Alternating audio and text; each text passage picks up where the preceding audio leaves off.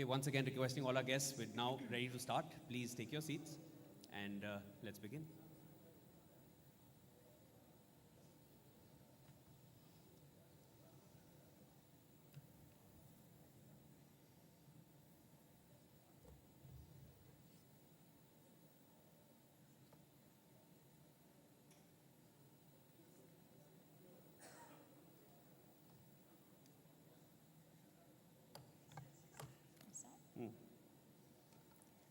Good morning, everyone. My name is Lavina Raj, and a very warm welcome to the 5th edition of the Z Media and WION Global Innovation and Leadership Summit.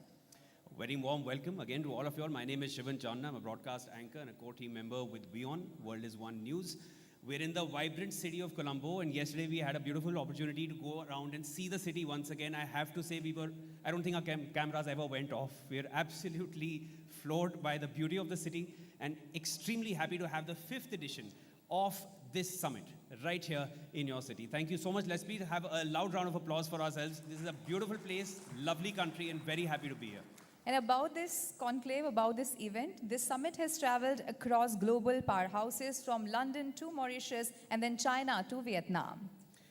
And the 5th edition of the summit is right here in Colombo, where opportunities, we're going to meet leaders and we're going to be meeting growth, we're going to be meeting ideas to come together even further as India and Sri Lanka.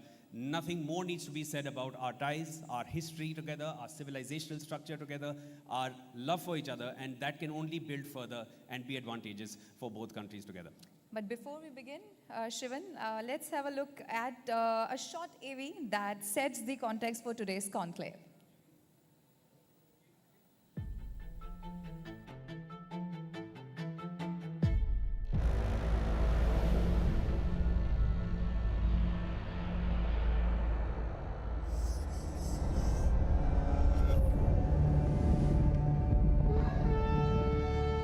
From living the history along the Ramayana trail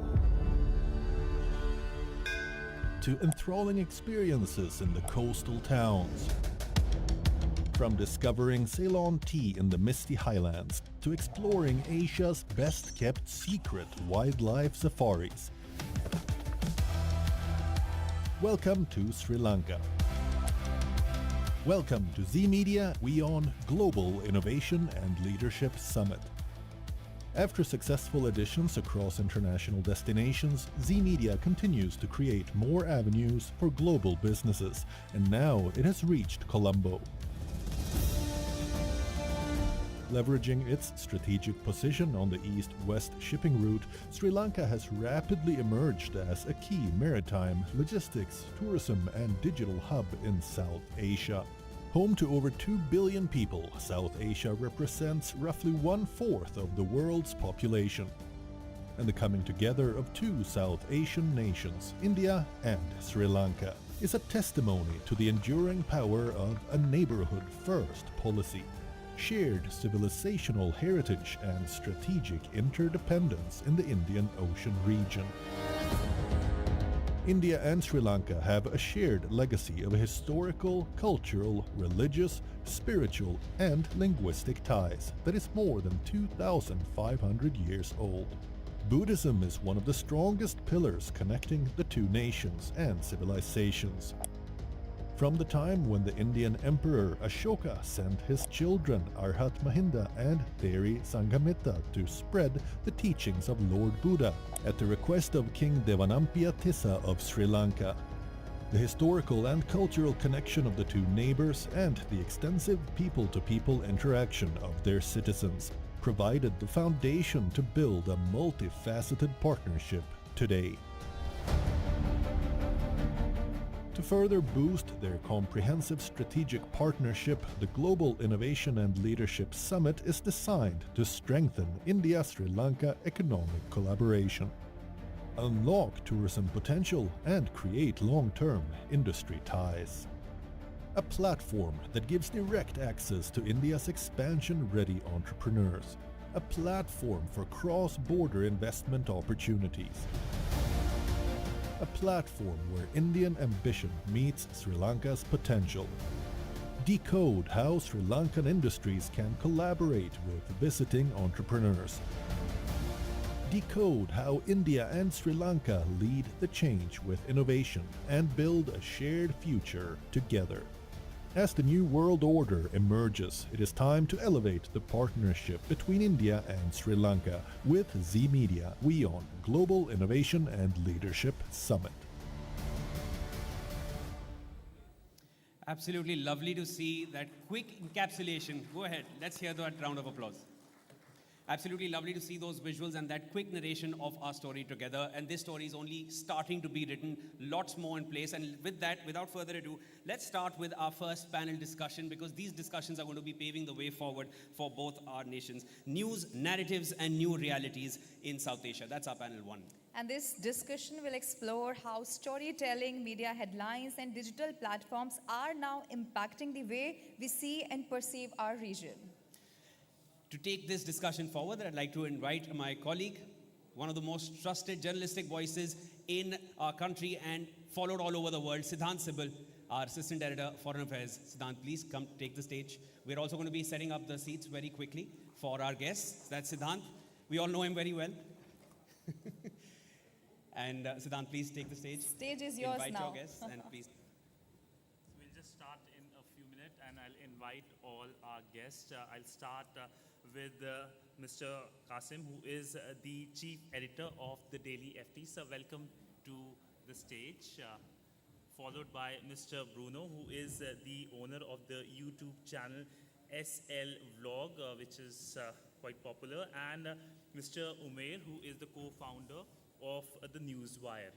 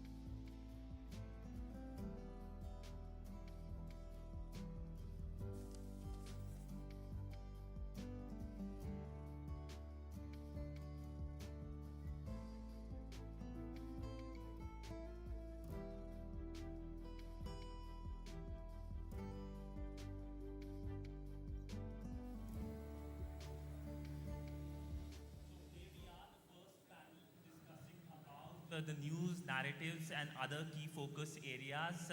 Let me first start with Mr. Qasim, who is the top boss of one of the biggest, in fact, the only financial newspaper of Sri Lanka. About how the news is seen in Sri Lanka. What's the news space like in Sri Lanka? First of all, I must thank you for inviting Z Business and WION for inviting to this panel. As you know, Sri Lanka had faced lots of challenges in the last 6 years, and the media landscape also has grown exponentially, particularly the online media. I would say, from a media perspective, Sri Lanka is an emerging market with growth prospects looking positive going forward. The real penetration of media can be far more better. I come from a print industry which everyone is saying is dying. In the last few years, we have seen advertising returning to print, largely because of the trust factor is so great, and therefore the print, which would eventually facing challenges, but we have seen a sort of a ray of hope. But post Middle Eastern crisis, as always, costs have gone up and new challenges have emerged. From a as a broader landscape, media is tipped to grow as of now. Of course, there is some consolidation taking place. Few newspapers have started closing. Some of the TV stations also have found more challenges. But I think given the resilience of Sri Lanka, I think we should have a sort of brighter future ahead. Umair, your organization is seen as a breakout in many ways because you were part of the media, but then you thought about starting your own venture. How difficult it was for you, and how easy it was for you to start this new venture, and how essentially you changed the media landscape? I think it was an interesting story from a newswire point of view. It was a media startup. Fortunately or unfortunately, we kicked off in the period of COVID. So I think technically the brand kind of grew with COVID. So I would call it a COVID baby. So the brand kind of, while we had the traditional media houses strengthening on more feature-driven articles, brand like more of a startup brand of a news kind of a newswire kind of a brand, how it was born was kind of giving short form, quick content, quick updates, starting from how many COVID patients were found in Sri Lanka to each district. So it was challenging at that point, but I think also with the emergence of digital media in Sri Lanka and the growth of the overall digital platforms and the overall digital ecosystem, it was a good push for us to kind of build Sri Lanka today controls for about 15 million roughly is the internet population of the country. So we have a good 60 to 70% of the entire population is now accessible for the internet. And with that, I think there is a lot of opportunities to go into much more wide audiences. And I think that was one of the key factors to become that distribution channel and also to reach an audience which we never thought that we could be able to reach. So I think we were a digital-led brand, but also focused on a lot of social content. Obviously, social media was platforms like Facebook, Twitter, Instagram has kind of helped us to grow the brand significantly. And I think while it's important to build credibility, one of the challenges we would have facing, or what we have faced over the last initial part of the brand was the credibility. So since there's technically today anyone can build a news organization or a content organization, but how can you build that credibility, the credit source, where Nissa also pointed out that now some of the advertising is also now shifting towards print, because print will always be that premier, more trustworthy kind of a brand. So I think for an online brand, especially that credibility factor is also always going to be challenging. Last few years, Newswire as brand has kind of created that credibility and trust. So we just wanted to bet on the same lines. Bruno, carrying forward from what Umair said when it comes to social media as well, your YouTube channel is quite popular here. How do you see YouTube being a disruptor and the popularity of YouTube in Sri Lanka? Because in India as well, we have seen increased focus on YouTube, new content creators emerging. Thank you for inviting me here. This is the first time I'm talking in this kind of panel. Actually, there are two sides of it, good and bad, of course. As Umar said, the biggest challenge we are facing right now is the credibility factor. It's very hard to gain right now. Still, I think mainstream media and the print media also, still they have the credibility that they needed to push out and pull out news. So still we don't earn that credibility. We are still, like running 11, 12 years, still we have to work so hard to gain the credibility from the people, because actually when it comes to breaking news, so actually what we have done is right now we don't break news. we try to give the perspective for the news. Still, the power of the breaking news still in the mainstream, I think. So when it comes to digital or YouTube content creators, we have to go more, more towards to earn credibility. I don't know whether, we are on a right path or wrong path. If we are comparing with the other platform, like other platform in India, maybe, they maybe reach to the next level, but we are not there yet, I think. I'll come back to you on that aspect, but since you mentioned India, I'll come back again to you, Mr. Qasim. How do you see India-Sri Lanka media engagement? We saw last year the first India-Sri Lanka Media Forum. You're planning this year as well. How can both sides increase interaction? What are the gains both sides have? Thank you. As you said, Sri Lanka, India has very strong relationship, but there was a missing link. That's the collaboration and cooperation between the medias. So Indian High Commission 2 years ago promoted the idea of a Sri Lanka-India media friendship called SLIMFA, and of which Indian High Commission is the patron. It's a unique organization. You don't find a similar organization elsewhere. And then we have, of course, being the good neighbor, India has given a lot of training and capacity building opportunities for Sri Lankan journalists. This year alone, about 60 Sri Lankan journalists have been trained and or got exposure in India through the High Commission. We have alumnus of about 200 Sri Lankan journalists who have got such exposure.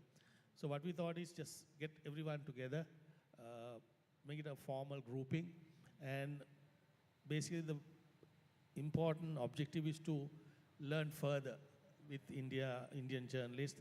And we have had, just 2 years, we have had lots of engagement, bringing top Indian journalists to Colombo. You were here last year for our Media First. And because we haven't harnessed that opportunity of learning from India, given India's own dynamic and large media skill and the talent, we have found that such collaboration is useful. And more importantly, because there is always resentment, or there is always kind of challenges to grow further the bilateral relationship, right? Given the geopolitical dynamics as well. So your starting point is the media. And we are building a sort of a pool of influential journalists who can really build that narrative of greater cooperation. Because your immediate neighbor is your next opportunity, or opportunity that we haven't harnessed. And SLIMFA, I think, is spearheading that call for among the journalists, who are actually the first point of influence, also first point of misinformation as well. That way we are sort of building like-minded discussion with other journalists, and we are planning the next media festival in June, and we're looking at inviting more Indian journalists to come and share. We have also had master classes on AI from India with India Today experts, trying to sort of upskill the whole expertise of Sri Lankan media. And I think going forward, there should be greater collaboration, and I'm happy that we at least made a start so far. Umair, since you have seen media landscape changing fast and you formed a new space for yourself, how do you see the media organization surviving with the big fundamental issue being the monetary issue? And especially for organizations, your organization, are you looking to also expand into new markets? You have a neighbor, which is Maldives. You have a very large neighbor, that is India, which provides a lot of opportunities.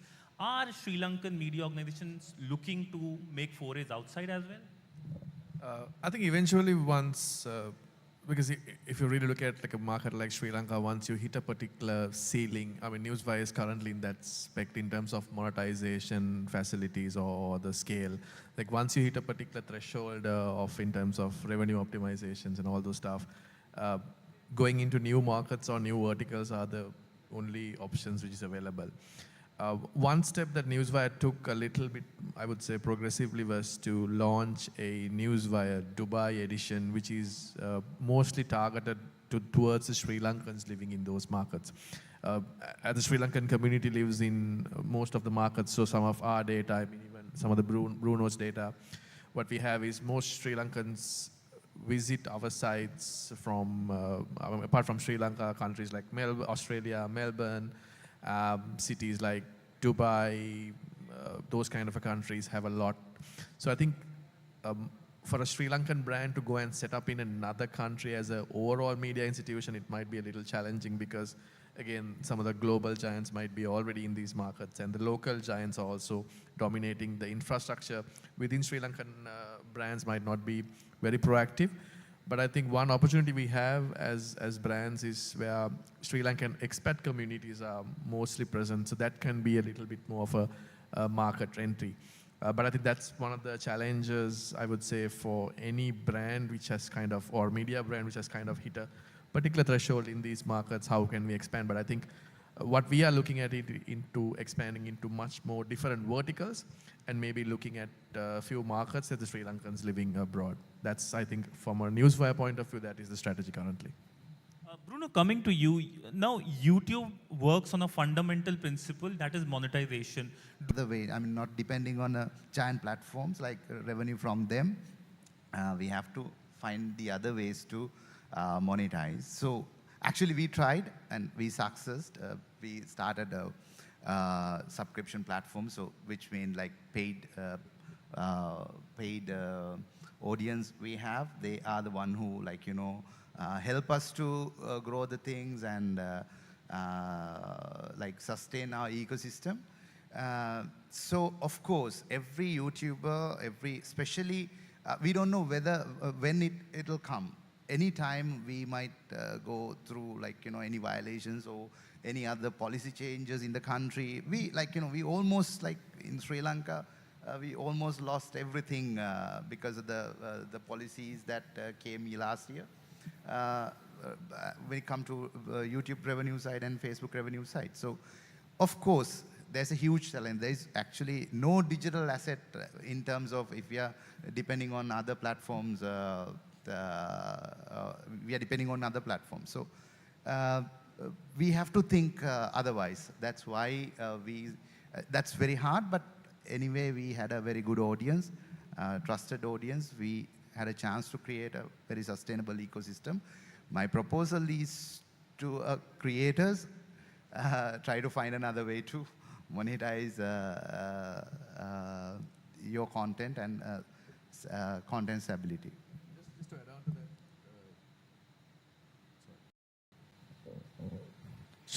Just to add on to that, just to add on to that, as we speak, one of Sri Lanka's largest television network has lost their YouTube monetization due to a restriction. So not only small startups, not only creators, large media organizations also go through this. So it's very important that media houses don't rely on one particular platform. Yes, Sri Lanka Facebook monetization got active about 6 months ago. So now we see a lot of creators are now pumping content mostly to Facebook as well because it has a more aggressive monetization facility now compared to YouTube. But I think the risk, as Bruno said, is if you are sticking into one, even large companies like now, from what I know, there's a big violation has been hit to a large TV station in the country and they access to their YouTube page. And their entire last 2-3 years or 10 years of work in terms of building that monetization is gone. But for a larger organization, they can survive because they have multiple other options. But if that is your only source for a small-term media company, that might be really challenging, just to add on to that. My last question, a common question to all of you, time is running out, is possibly in like 2 minutes you can explain, since there is print, there is a wire agency, and there is a social media YouTube blogger, SV blog. How do you see the Sri Lanka media landscape in next 10 years? I would say cautiously optimistic in terms because of both local and global challenges. But I think for the media houses, anyone who comes with comes with relevant content can survive. I mean, if you're not relevant, then you can basically you're dead. Issues of monetization, all that doesn't become a challenge if you're relevant. I mean, citing an example from my daily FT, which was a post-war brand, 16 years old. We were like, when we launched, it was like, for many, it was another paper. Can you survive? Can you be relevant? But 16 years later, I would say it's one of the most influential and financially successful brands media brands in Sri Lanka. So across all the platforms, one is staying relevant and giving what the readers or the viewers want in terms of their own talent. So when I say relevant, is that maybe you need to sort of rethink as to what the readers want or what the viewers want, shifting from just pure entertainment, pure information, to more empowerment and more in terms of helping their businesses or their lives. Yeah, it would be hard to predict what's going to happen over the next 10 years, but I would say over the next 2 years in the Sri Lankan context, as Nista said, content game is going to be very specific, and also I think the emergence of AI will kind of take over. AI won't replace journalists or news institutions, but I think the workflow, if you're spending 10 hours to do an article or a content page, now it might have to be produced in few minutes. So I think overall AI and content production type of stuff, news was predominantly built around articles, but I think now it has to be much more broken into multi-content format. So I think AI and multi-content platforms will kind of play a key role even in the Sri Lankan, and I would say even in the South Asian in news industry. So those are the two things that I overview over the next 2-3 years. Last word, Bruno. Yeah, I think in a Sri Lankan are resilient, and meantime the media industry as well. Till we we have a attitude of unlearning things. Like we have to, to survive in this game, we have to unlearn a lot of things that we knew from the beginning. Like, when I come to the media industry, this is not the landscape of the media. So I think till we have that attitude, we will survive. I can say only that, because there will be a huge exponential growth on every industries. So with the growth, we cannot predict anything, what would happen to the industry. Probably within a month of period, there will be huge changes in media landscape as well. So only hopes that if we are willing to unlearn, we will survive. On that note, thank you so much, sir. So, gentlemen, for speaking to us. It was great getting your views and perspective. Thank you so much. Thank you so much. It was such an insightful discussion. Thank you so much.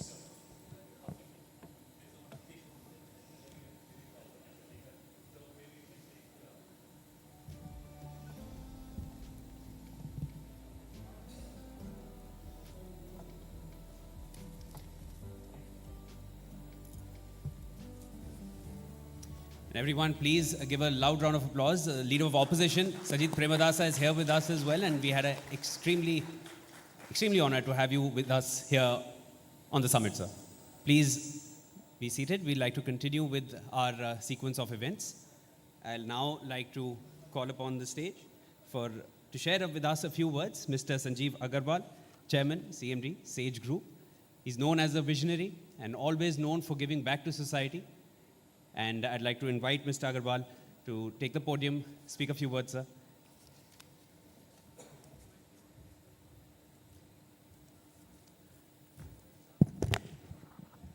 Thank you. एक international platform पे आके एक अलग एहसास, एक अलग भाव आ रहे हैं, और उस ZTV के प्रोग्राम में श्रीलंका गवर्नमेंट के opposition leader Sajith Premadasa sir बैठे हुए हैं। Thank you, you are coming in the program. साथ में चीज़ें बहुत सारी हो रही हैं इस पूरे विश्व में, इस पूरे ग्लोब में। उसमें भी इनोवेशंस और लीडरशिप समिट्स होते हैं, दैट्स गुड। जी टीवी के पूरे मैनेजमेंट को मैं धन्यवाद दूंगा कि उन्होंने इतना अच्छा प्रोग्राम ऑर्गेनाइज करा और इंडिया से इतने सारे लोग लेके आए और इतना भव्यता, इतना प्यूरिटी के साथ में काम कर रहे हैं, क्योंकि ज़रूरत है अभी हमें बहुत इस टाइप की चीज़ों की, क्योंकि अभी ग्लोबली बहुत सारी चीज़ें हो रही है। अमेरिका अलग कर रहा है, ईरान कर रहा है, इसराइल कर रहा है, बहुत सारे डिस्टर्बेंस हो रहे हैं पूरे वर्ल्ड में। बट इंडिया क्या कर रहा है, इंडिया की नींव क्या है, इंडिया का फ्यूचर क्या है, हमारा भारत कैसे बढ़ रहा है, इस पर हमें बहुत सोचना पड़ेगा। ठीक है, हम अभी बहुत सेफ हैंड्स में हैं, हम बहुत सारी चीज़ें बहुत तेज़ी से कर रहे हैं, परंतु वो स्पीड है कि नहीं, that is the main thing. तो मुझे एक छोटी सी स्टोरी याद आ रही है। एक छोटा सा कमरा था, उसमें 5 दीपक जल रहे थे, 5 दियाज जल रहे थे, टिमटिमा रहे थे, धीरे धीरे बहुत टाइम से जल रहे थे। उसमें एक लड़का रहता था, लड़का बाहर गया हुआ था बहुत टाइम से, तो एक दीपक जल रहा था, वो बुझ गया। बोले क्या करूं, कोई उत्साह ही नहीं है, उत्साह का दीपक था, तो वो टिम टिम करके बुझ गया। थोड़ी देर बाद देखा कि कुछ भी नहीं हो रहा, शांति है और मज़े नहीं आ रहे, तो शांति वाला दीपक भी बुझ गया। तीसरा दीपक था हिम्मत का, और उसने देखा 2 दीपक बुझ गए, उसका कुछ अब रहा ही नहीं, तो उसकी हिम्मत भी ख़त्म हो गई, वो भी ख़त्म हो गया। जो प्रॉस्पेरिटी होती है, बोले जब उत्साह नहीं है, शांति नहीं है, हिम्मत नहीं है, तो मेरी क्या काम है, तो वेल्थ भी चली गई। परंतु एक छोटा सा दीपक था, वो टिमटिमा रहा था, टिमटिमा रहा था, जले जा रहा था, क्योंकि वो जो लड़के जला के जिसको गया था 5 दीपकों, 4 तो बुझ गए, परंतु जलता रहा। और थोड़ी देर बाद लड़का अंदर आया, उसने देखा अरे एक दीपक जल रहा है। उसने वो दीपक को उठाया और 4 दीपकों फिर से जला दिया। वो दीपक था उम्मीद का दीपक। तो वही उम्मीद हमें भी करनी है, इस देश से, इस सभी ह्यूमन काइंड से हम जल देंगे और दूसरों को भी जला देंगे, ताकि जो हमारा स्वर्ण काल था भारत का, वो वापस लौट के आ रहा है। फिर से हम बहुत प्यूरिटी की तरफ जा रहे हैं, बहुत उम्मीदें हैं हमें अच्छा कर दिखाने की, और अब मौका मिल गया है तो हम करके दिखाएंगे। मैं फिर से पूरा जी टीवी और सभी डेलीगेट्स का धन्यवाद दूंगा आए, स्पेशली सचित प्रेमदास साहब जो आप यहाँ पर हमें विशेष देने आए हैं। जय हिंद, जय भारत। शुक्रिया सर आपके इन शब्दों के लिए। Now, let's move forward. Now, I would like to request Mr. Manish Chaturvedi to please come on stage, who is a founder and MD, India Strategy Financial Advisor, who is doing a great job in global capital markets with over 20 years of experience. Please, sir, come on the stage. Few words, sir, please.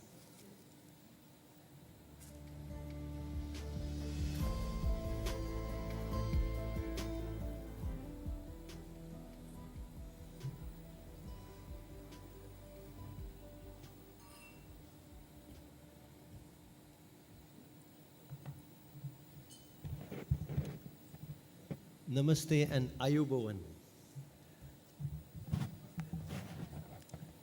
Distinguished guests, business leaders, and friends from India and Sri Lanka, I am Manish Chaturvedi, founder and MD of Indus Strategy.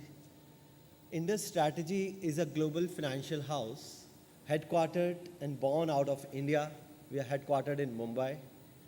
We are present globally across all global financial centers, right from United States to Europe, to Sri Lanka, to Middle East, to Singapore.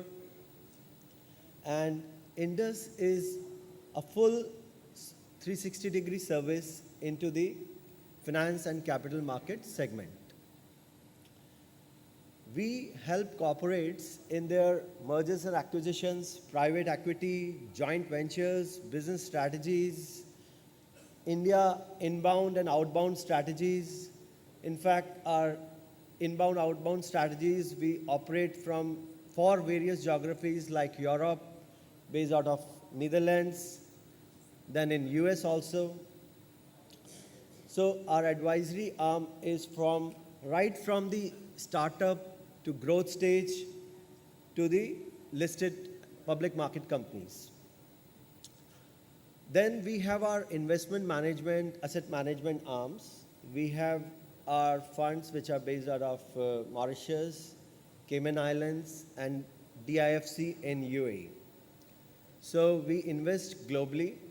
Our 60% exposure is towards Indian markets, and out of that balance, 40%, 20% in United States, and balance 20% in rest of the world. We operate on a multi-geography, multi-sector, multi-asset class, and age-agnostic life cycle to various corporates, to various business situations, to the opportunities. We help corporates in infrastructure segments, pharmaceuticals, food and agri, BFSI, FMCG, and various other sectors.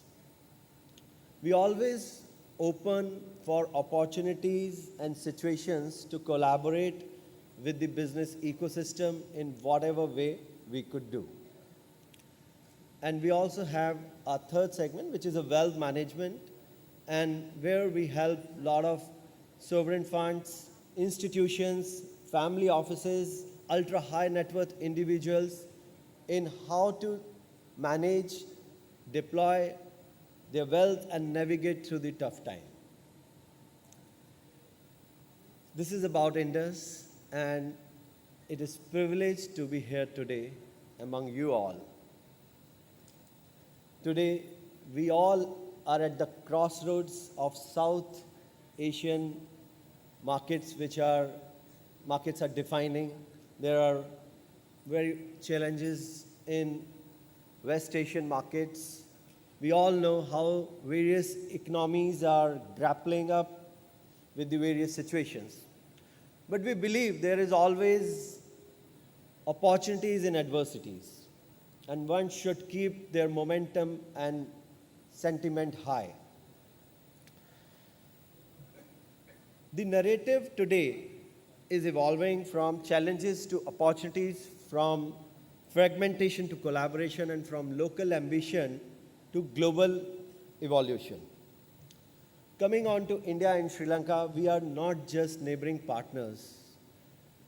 We are civilization partners. Our relation is deep-rooted into the centuries of shared cultures, spirituality, trust. And today, that legacy is transforming into a powerful economic partnership driven by trade, investment, innovation, and trust. India's growth story is anchored with robust digital infrastructure, with now the robust hard infrastructure, the manufacturing sector, the innovation, the startup culture, and very robust capital market. At the same time, Sri Lanka, with its strategic location, has a tourism strength and an emerging economic ecosystem which is moving towards the innovation, and logistics, fintech is also evolving. What I'm seeing over here is Sri Lanka is uniquely positioned to be a gateway to Indian Ocean economy, and what we are witnessing today is not just the bilateral cooperation, it is emergence of the regional growth corridor. The opportunity ahead lies in cross-border capital flows, tourism integration, and cultural circuits. As a capital market professional, I strongly believe it is a time to change the intent into investment and dialogue to the deployment. India and Sri Lanka can together create a model of regional prosperity that the world will look upon to. Thank you. Thank you so much for your kind words. Good luck for future. Let's move forward. We now turn to our first keynote address for this summit, one that looks at Sri Lanka's journey and achievements as a hub for opportunities, investments, innovations, and tourism. And as Sri Lanka is redefining its growth story, this address, this next one, is going to offer key insights into the nation's vision for the future. We have with us a highly respected and primary voice in Sri Lankan politics, known for his perspective on economic revival and governance. We've interacted over the broadcast a few times in the past, sir. Very happy to have you here with us in person. Please join in your hands and welcome Sri Lanka's Leader of Opposition and Member of Parliament, Mr. Sajith Premadasa. Sir, please. Please come on stage. Thank you so much for giving us your time, sir.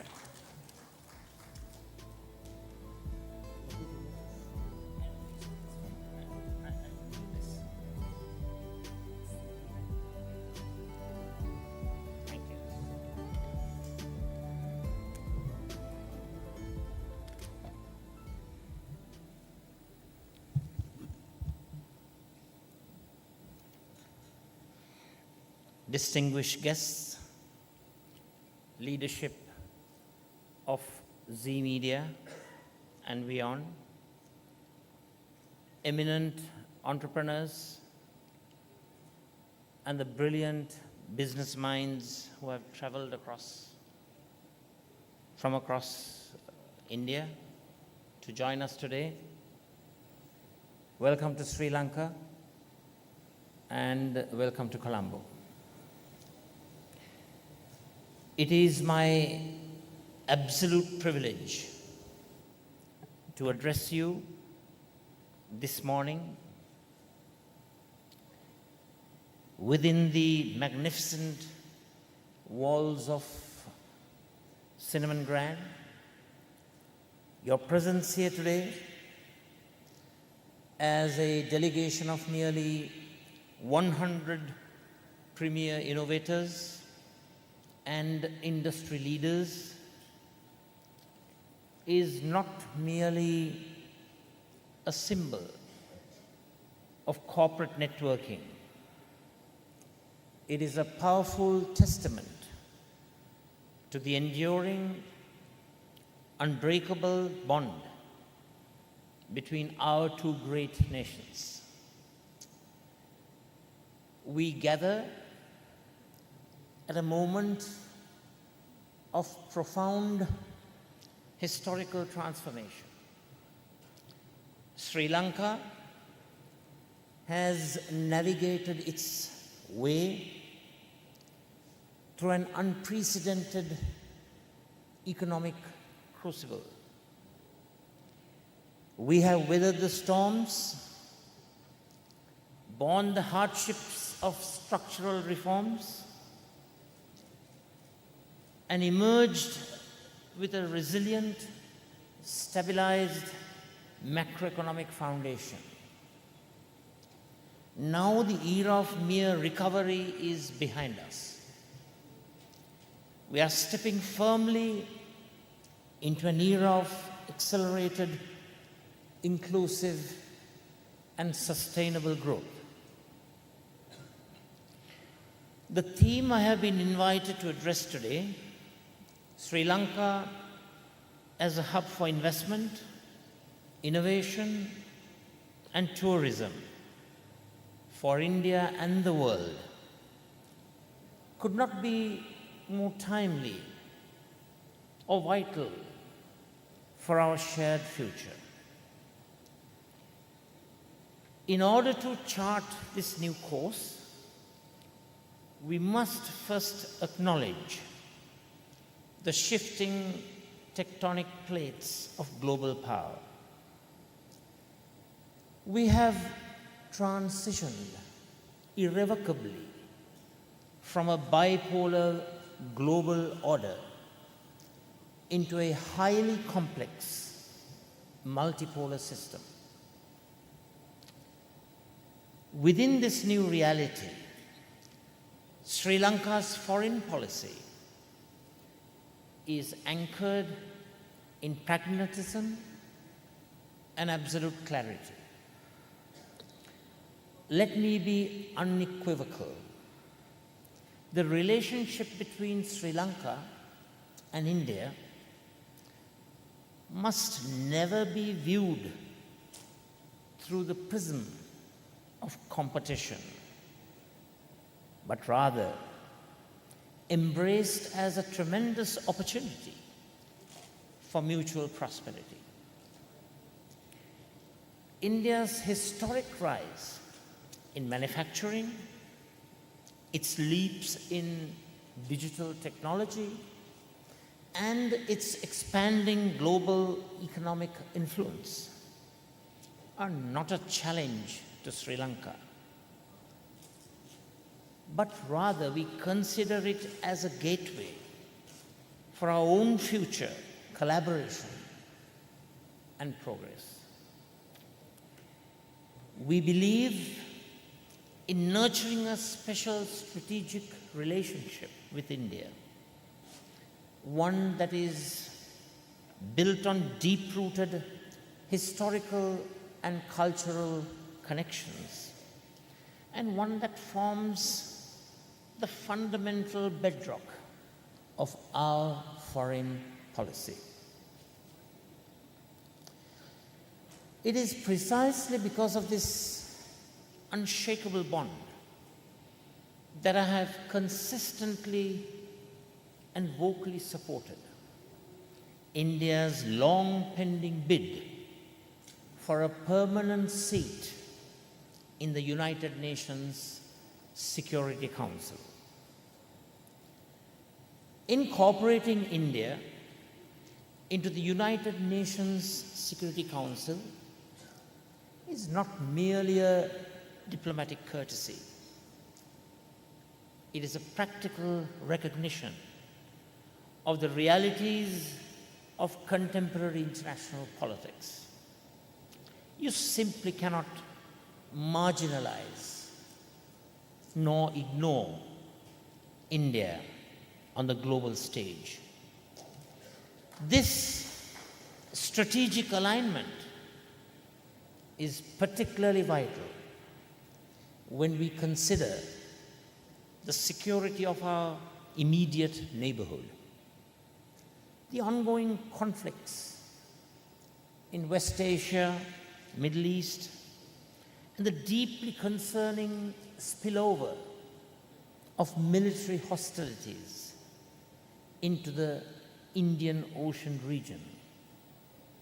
They present a stark reminder of our shared vulnerabilities. The physical security of our maritime trade routes is the absolute lifeblood of both our economies. In this volatile climate, India's relationship is strictly indispensable for ensuring security, enforcing stability, and maintaining long-term peace across the South Asian theater. We remain fiercely committed to a policy of neutrality and strict adherence to international laws, including the United Nations Convention on the Law of the Sea, to protect these vital corridors. Furthermore, we must actively work to revitalize institutions such as South Asian Association for Regional Cooperation, to foster dialogue, promote conflict resolution, and enhance regional solidarity. With our regional security anchored by this strategic partnership, we can focus our energies on domestic economic transformation. My vision for Sri Lanka is bold, but it is entirely within our grasp. A future government under our leadership will aggressively pursue a sweeping digital transformation driven by the ambition to construct a $30 billion digital economy between 2030 and 2035. To realize a digital economy of this sheer magnitude and to position Sri Lanka as a true capital and hub of innovation, we cannot rely on the frameworks of the past. We must actively modernize our legislative and regulatory architecture. We are pushing to complete, update our obsolete information and communication technology laws and modernize our Electronic Transactions Act to accommodate the realities of the modern global market. To build absolute trust with international investors, we advocate for the strict implementation of data protection standards, somewhat akin to the European Union's General Data Protection Regulation, alongside the immediate establishment of a national cybersecurity authority to monitor real-time threats and coordinate public-private defense. We must implement clear legal frameworks for digital signatures, establish cloud data residency guidelines, and create flexible remote work laws that cater to a modern-day workforce. Crucially, this digital renaissance must touch every corner of our society. We aim to roll out free digital literacy programs and establish community digital centers in every administrative division across the island. We will provide free online courses in coding and basic cyber safety, while simultaneously championing special initiatives designed specifically to empower female tech entrepreneurs and freelancers. However, we know we cannot scale this mountain alone. It is not a solitary exercise. As we discussed extensively during the recent India Artificial Intelligence Impact Summit in New Delhi, the Global South must work together to democratize access to artificial intelligence infrastructure and advanced research networks. India's vast, unparalleled expertise in information technology, business process outsourcing, and management services will be absolutely vital to our success. This spirit of collaboration extends deeply into our industrial ambitions. During my recent engagements with the Confederation of Indian Industry, I formally proposed the establishment of a dedicated India-Sri Lanka industrial and technological trade zone to be located right here in Sri Lanka. We have identified clear priority sectors for this initiative, including renewable energy, agro-processing, logistics, tourism, and semiconductors. We do not wish to compete with India's massive manufacturing base. Rather, we want to serve as a highly skilled, complementary manufacturing and processing hub for your semiconductor and technology initiatives. To every investor, entrepreneur, and business leader in this room today, I make this solemn pledge. We will remove the arbitrary barriers to our foreign direct investment. And we will guarantee full, transparent facilitation through multi-party legislative support. We are already witnessing the brilliant fruits of this economic integration.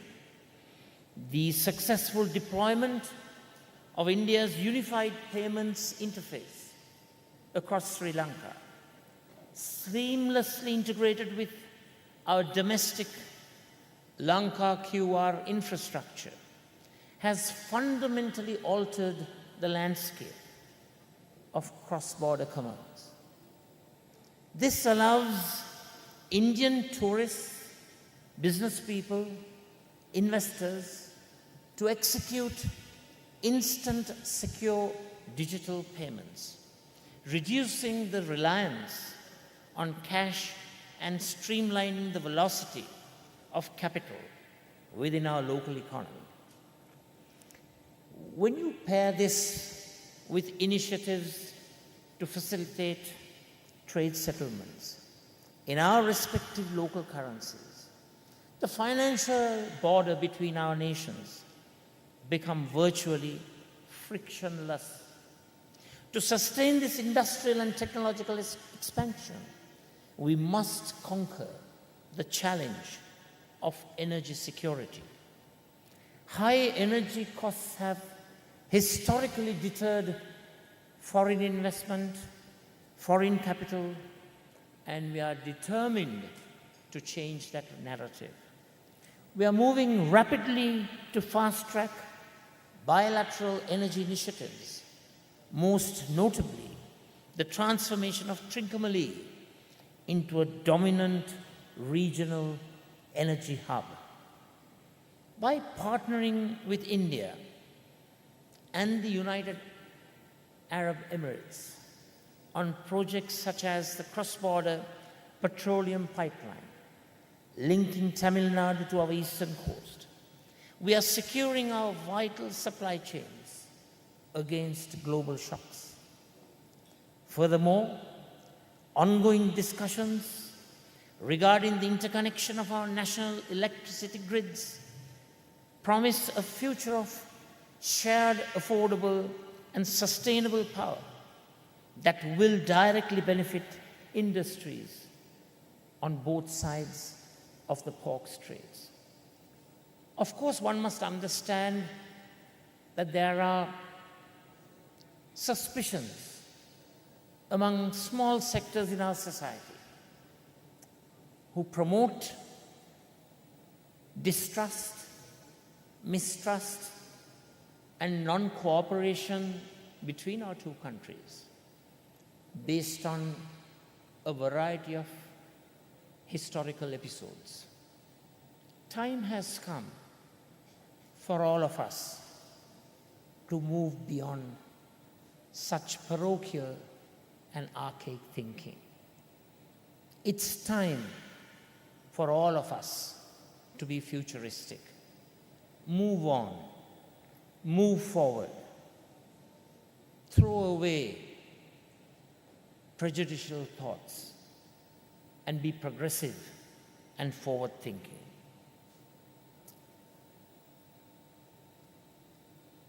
Ongoing discussions regarding the interconnection of our national electricity grids promise a future of shared, affordable, and sustainable power that will directly benefit industries on both sides of the pork straits. Parallel to our technological and industrial ambitions is the vital evolution of our hospitality and tourism sector.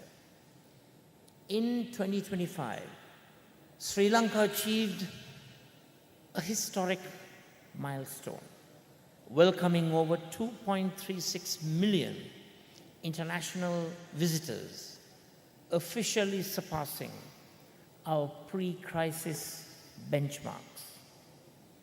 I must note with immense gratitude that India remains our absolute largest source market, contributing over 531,000 of those arrivals.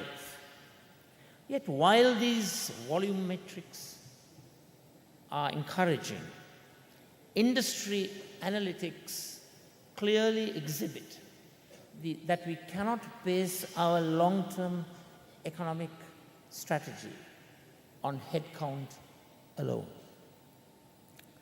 In order to secure sustainable sovereign wealth, we are currently pivoting our tourism sector towards a dual market strategy.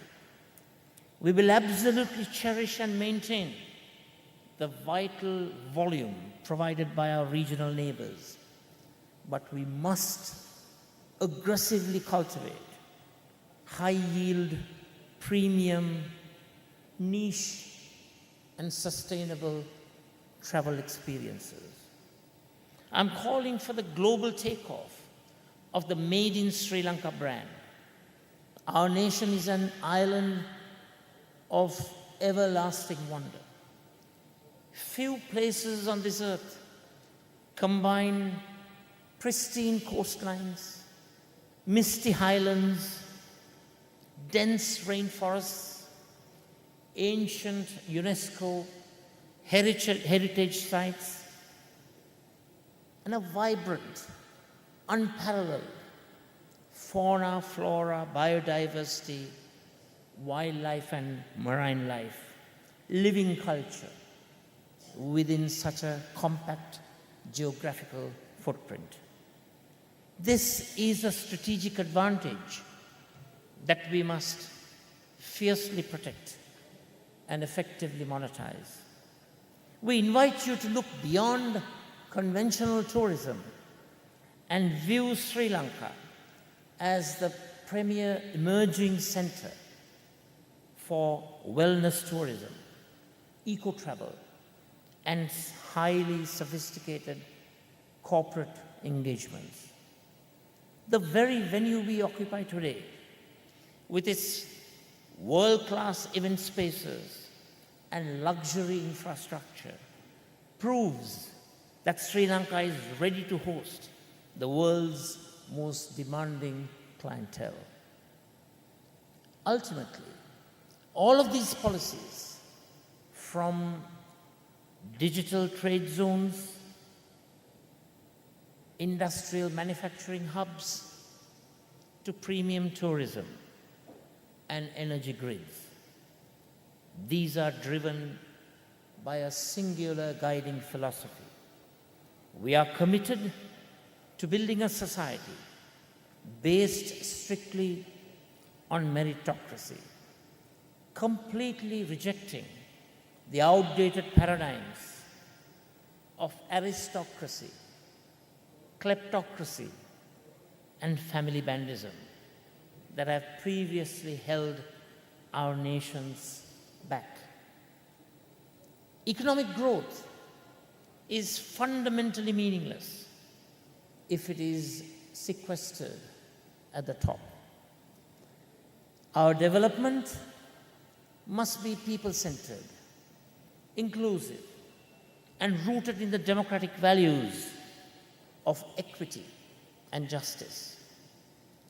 To the distinguished delegates of the Z Media Global Innovation and Leadership Summit, I leave you with this thought.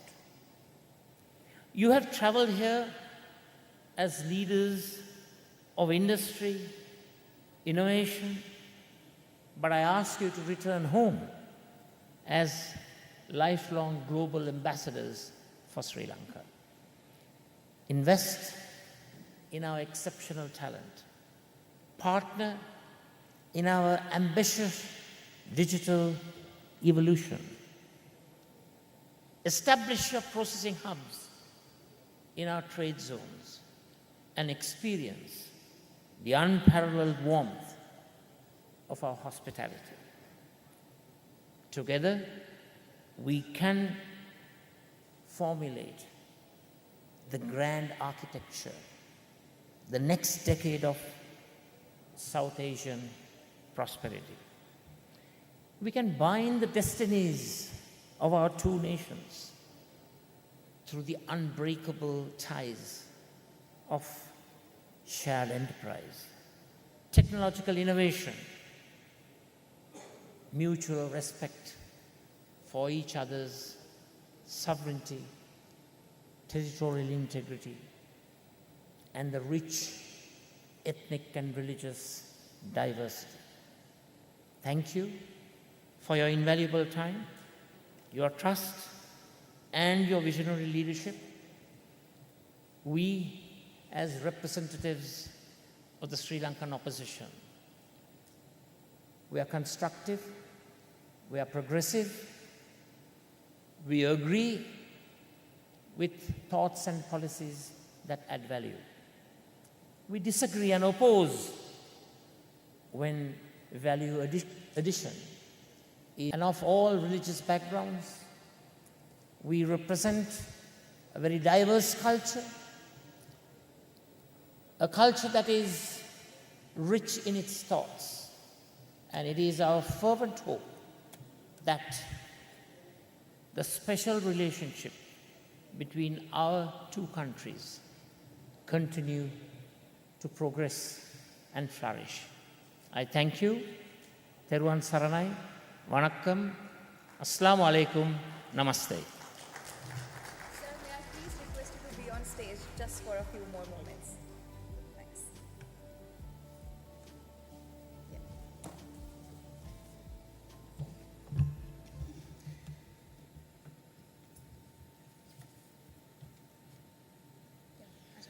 Thank you so much, sir.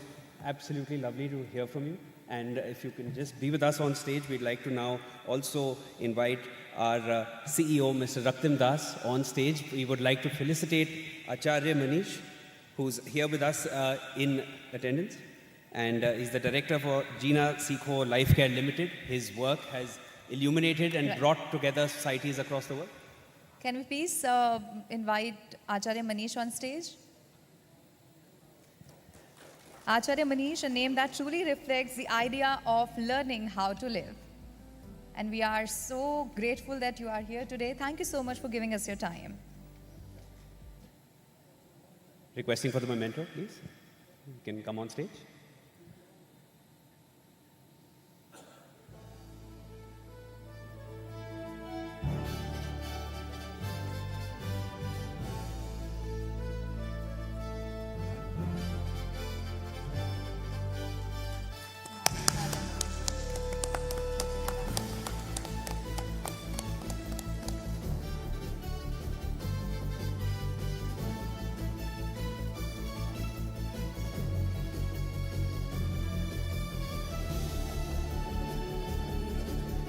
Thank you. And Mr. Premadasa, we'd like to also have a memento for you. Mr. Das, sir, please, if you'll present, maybe please have the memento for Mr. Premadasa. Please, sir. Loud round of applause. Thank you so much, Mr. Das, Mr. Premadasa, for being here with us.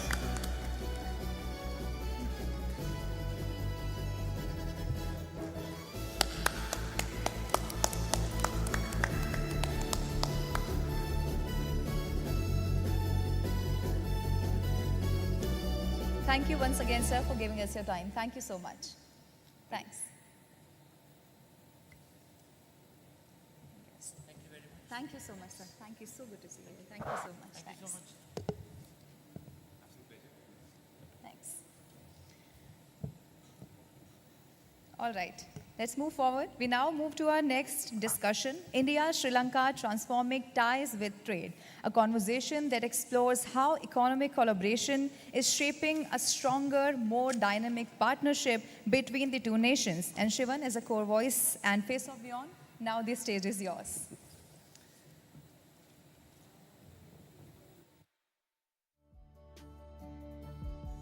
You can have the mic.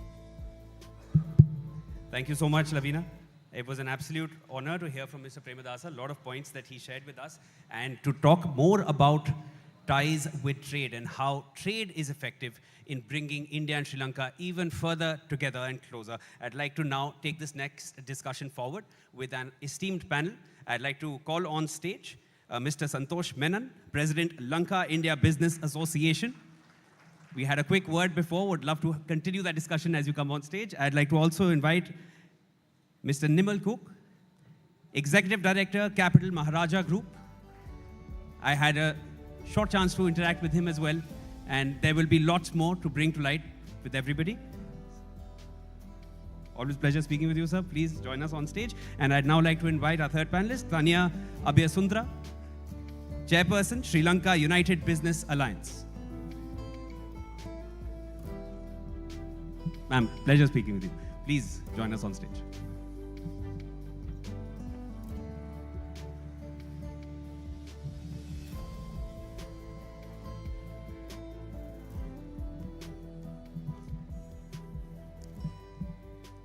We've heard, of course, after Mr. Premadasa, I need not specify more upon the India-Sri Lanka story. We've heard about it. We all know about it.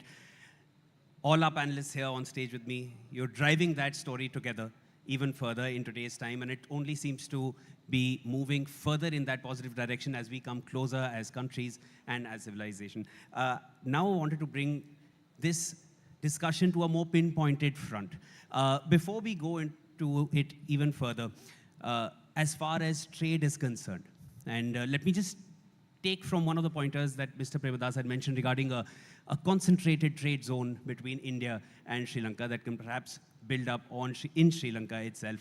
And as far as the two countries are concerned, how do you feel in terms of trade we benefit from each other? If we can just have a roundup of that before we move further into specifics. Mr. Menon, let me start with you. Well, actually, India's first ever FTA was with Sri Lanka. And actually, that was, I think, in the year 2000. And I think ever since, there has been robust trade between India and Sri Lanka.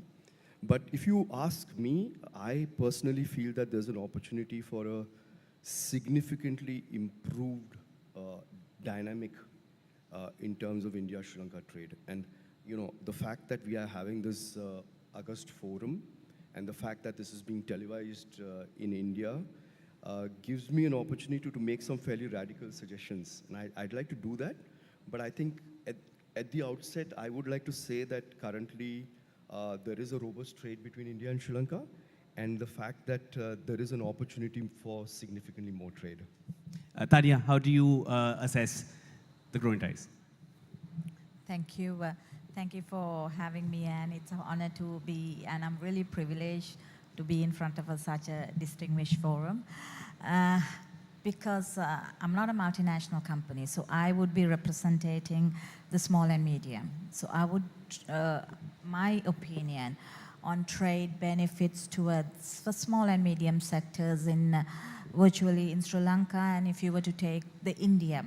So if you really take the two developing growth of the two GPD, I mean the growth between India, I mean in 2020, year 2000 to 2025, if I were to take, from virtually a 300 billion GDP, it has gone up to I think it has gone up to about 3,800 trillion. So that itself is a milestone development. So this is something countries of our nature. We have had trade agreements, trade benefits. We have done trade. I mean, Sri Lanka and India is virtually, I believe it's, we call India as our big brother.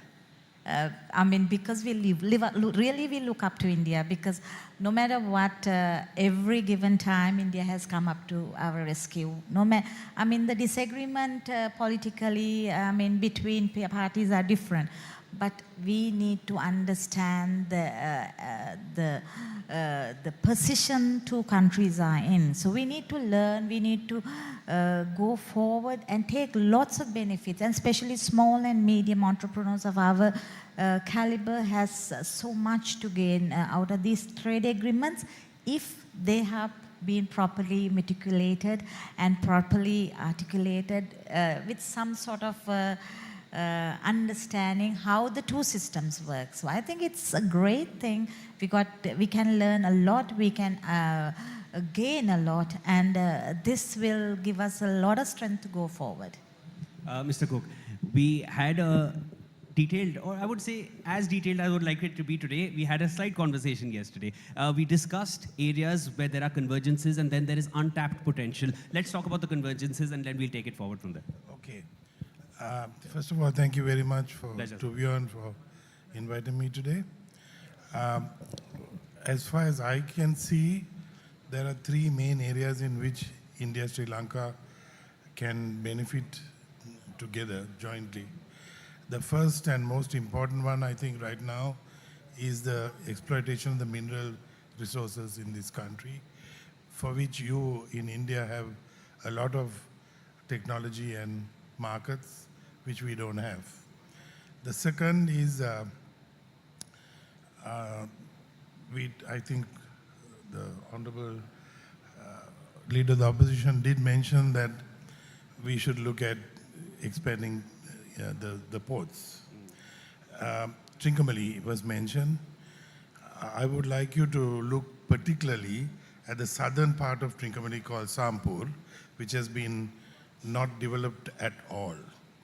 If you look at the Google map today, look at Google today, and look at Trincomalee, it'll tell you that it's a 13 meter port. The fact is that it's a 1,050 meter harbor, water body with 500,000 acres of water. And the southern part has locations where we can easily look at. We have done some studies, we know a 30-meter port is not impossible within 15 meters from the shoreline. Now, this kind of situation you don't get anywhere in the world except perhaps Sydney or Pearl Harbor. India can do a lot with that kind of port size. You don't have anything like that. We have. We don't have the technology or the funding you have. The third area is that on the agricultural front, we have just now recently seen great innovation on the part of India in the introduction of nano-fertilizer, which has shocked the world. As far as I know, there is no other nano-fertilizer producer. We have need for that. We can reduce our carbon footprint with using nano, and India can supply. We are also talking about producing it here. So those are my takes. Absolutely lovely. Mr. Menon, let's make it a little more critical as well. There were a few things that you found and you were a little critical about when it came to India and both Sri Lanka and India in terms of how we're looking at our relationship. What more can be done? Let's keep it critical, but let's keep the overall outlook positive. If you can tell us what more can be done, where we're lacking slightly. I mean, when I look at the statistics, Indians are investing close to $30 billion, almost $30 billion every year around the world. Only $1 billion investments have come into Sri Lanka. So let's be critical. There are 30 million Indian tourists traveling around the world. Only 452,000 have come to Sri Lanka. I mean, all of these for me represent huge opportunities. We need to ask the questions. Why is it and what is it that's stopping trade from actually benefiting both countries in a significant way? And today's topic you're talking about in the context of reshaping the world, you know. And I'm saying if you're talking of reshaping the world, then I think there is a huge opportunity for India as the larger and bigger partner to do something significant to change the narrative. And equally, I think Sri Lanka, with India as its largest neighbor, needs to change some things to make this relationship so significant and important and beneficial for both countries in such a way that it can actually change the narrative. And my view is that one thing that India can actually do, and this is going to be quite an unusual suggestion, But one thing that India can possibly do is to actually offer a non-reciprocal, zero tariff arrangement for all of Sri Lanka's exports to get access into India. And when I say this consciously because if you look at all of Sri Lanka's exports, it's actually totaling 20 billion US dollars. And if you look at the Indian economy, it's a $4 trillion economy. So what stops India from offering that? But equally from the Sri Lankan side, I think there needs to be a lot more urgency and a lot more interest in recognizing the fact that India provides a massive economic opportunity. Here is a country which is growing at 8-9% every year economically. Here is a country which is actually boasting of a population in the south of India which is got 150 million population which is having huge purchasing power. So from the Indian side, can we show big heart and offer something which has never been offered before? From a Sri Lankan side, can we really open up and understand that integrating the Sri Lankan economy with the Indian economy can be a humongous change, can bring a humongous change for the Sri Lankan economy as well? Please, let's hear that clap. Actually, you also mentioned tourism. I'll come to you, Tanya. You mentioned tourism. Let me also tell you, I think I've come to Sri Lanka a few years ago, but this has been a very different kind of a trip. Whoever I've spoken to, I've already told them, you have to come here already. So I think anyone coming here, I'm talking about Indians, we will go back and carry the same message. It's been an absolutely beautiful experience being here. I've just been here a couple of days. And as an Indian living in Sri Lanka for so many years, it breaks my heart that more people go to Thailand than they come to Sri Lanka. I mean, Sri Lanka is a place where they should be really visiting and enjoying the fruits. We should hope to see that evolving. Ms. Tanya, from your perspective, and as you had mentioned, you represent an aspect of traders which are not the large traders, but the medium-sized and the smaller-sized traders. From their perspective, if we to get your assessment on how we can converge better and further, from both sides. Yes, that's a great question because I would really thank Santosh for bringing this up. This is something I have been fighting from my side of view as my opinion, trying to bring the SME, small and medium entrepreneurs. Like he said, our total exports is 5 billion. And Indian economy is, mammoth compared to us. And we are allowed to only export. If you say the garment industry, we are only allowed to export about 800 million pieces. So it would be a great respect and a kind appreciation. Like he said, if India can open up the market totally with this FTA to be tariff-free, a duty-free aspect, this will give small and medium entrepreneurs of our nature a lot of security, a lot of strength, knowing because IMF itself has predicted ASEAN to be the next big mammoth, like 70% improvement in the GDP, global GDP. So, and then if you were to take ASEAN, India is the biggest. So I believe with this sort of footage, with this sort of strength that India has, especially if not for the multinational companies, if India can open up a window for small and medium entrepreneurs to go 100% duty-free, where we could export anything we manufacture with sort of credibility and the standard, that would be a great strength for our both countries. And I believe this forum will be eye-opener. I can see the deputy ambassadors here. So I expect and I plead, I humbly request to make this a huge request from small and medium entrepreneurs to make at least 2027 to be our new next export destination for SME organizations. Thank you. Mr. Cook, you mentioned about untapped potential and areas where we can come together even further. There was an aspect of renewable energy, then there is aspect of critical minerals and informally, which we discussed a little earlier. These two aspects, if you can talk to us about where more can be tapped in. Yeah. On the mic slightly closer to your mouth, sir. The mic, if you can just keep it a little closer. Closer. Yes, please. Sorry. We'll start with renewable energy. We have a potential of over 100,000 megawatts capacity in solar and wind. And if you take the offshore solar wind as well, it's a little more. We can never utilize that amount of energy here.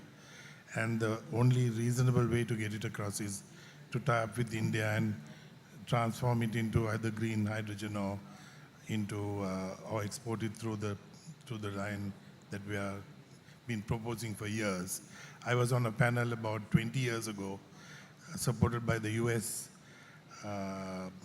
funded by the US, which we studied interconnectivity between all the SAARC countries, but nothing happened from there. We've done a lot of work on that. That means if you do this interconnectivity between India and Sri Lanka, we can actually utilize all the potential that we have. On the second one, which is minerals, sorry. On the minerals, we have several critical minerals that are required in today's world, particularly because there's a shortage when China stops exporting. Now, we've looked at what we have. We don't have any ore-body evaluation of anything other than what various companies selectively go and do detailed studies. Some kind of assistance from India to establish the ore-body evaluation for titanium, for quartz, for silica, for all the critical minerals that we have would be good. On top of that, we have a mountain of cobalt, which is the new battery and material, which will replace the current lithium sooner than later, which India also has applied for, but we are closer. Instead of competing for it, I think India and Sri Lanka should join up. It's within our line more than yours, but you have the capacity we don't have. So that's another area that I think we should do.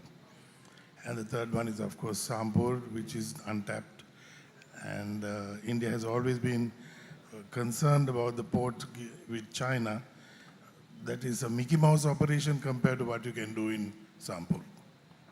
Mr. Menon, we'll take one final statement from everybody regarding how ties and trade are only going to develop further as both come together. So final statements from you. So for me, I see a future if all the negotiations go well between the two governments, which integrates Sri Lanka's economy very closely with India's economy. There has to be connectivity. The connectivity has to be an electrical grid connectivity. There has to be a digital connectivity. There has to be an oil pipeline connectivity. And I dare say there has to be a bridge which gets built between India and Sri Lanka at some point, a physical land bridge which connects India to Sri Lanka. I see that as opening up opportunities, significant opportunities for Sri Lanka. I see Sri Lanka being the hub for a lot of companies and countries to actually service the South Indian market. And I genuinely see in the future with the right economic ties that Sri Lanka's GDP, per capita GDP will be actually significantly higher than it is today thanks to the economic integration with India. Lovely. And Ms. Abhay, if you can share your final thoughts. My final thoughts would be, as a small and medium entrepreneurs, we are looking at about 3 to 4 billion exports from small and medium. That is our future development, but we are looking at. So 4 billion into Indian economy is just a drop in the ocean. You won't even feel it. And the imports that we bring down from India, at least try to bridge the gap between the imports to exports, where we will have a fair tie, and that would give us a lot of benefits to small and medium entrepreneurs, because we are not looking at big money. We are looking maximum $3 billion, and that's nothing to Indian economy. But at the rate we are importing from, at least coming to a tie benefit. If you are importing of 3 billion, we get to export 3 billion. Some sort of understanding of that would help the SME organizations, and I strongly believe, as we call it the Brick Brother, you would come up to our rescue, because we really need India to rescue us from this moment, because the Indian economy, that the Indian consumer market is huge, and we can benefit out of that tremendously, I believe. Thank you. And Mr. Gok, before actually we wrap this up, you know, I also wanted to get your assessment on the Indian Ocean partnership that we can really build together as both countries coming together. So that is precisely what I referred to when I talked about the cobalt mountain called Afanasinitikin, which India has also made a claim for, which we had made a claim as far back as 2009. That's precisely what I'm talking about. There is a 2,000-meter mountain, which is 400 kilometers long and about 150 kilometers wide, which is actually within our range in the Indian Ocean. And cobalt is the new thing. Elon Musk is looking for it in Mars. We have it in the Indian Ocean. What are we doing? Actually, let me come back to you on that. As far as hedging against global shocks, before we actually, because that's something I feel we've left out in this conversation, so let me go into that before we wrap up. Coming together, and Mr. Premadasa also mentioned that, and that's what's there in the news as well, UAE, India, Sri Lanka, coming together, and the global disruptions and everything we've seen and felt and heard in the last nearly 2 years now, and a little over that. How do you feel this aspect of the Indian Ocean and coming right on from the West Asian region will help us remain sustained regardless of the kind of shocks being directed across the world? No, I think one very clear thing is that India has been very responsive as first responder whenever Sri Lanka has had shocks in the recent past. But I think that becomes, India plays a role of a patron. I think there's an important part where you move from patron to partner. And when I say that in a very meaningful way, because you know the world GDP is moving from the west to the east. In the past, I think 60% of most of the world's GDP was in the west. I'm given to understand that as we speak, the purchasing power is moving from the west to the east. And if that's the case, then this Indian Ocean region in the east becomes very important in terms of people with purchasing power and economies that are growing. I mean, look at all the economies in the east, be it India, be it China, be it Vietnam, be it Thailand, be it Malaysia. All of these countries' economies are growing, whereas most of the economies in the West are not growing anymore.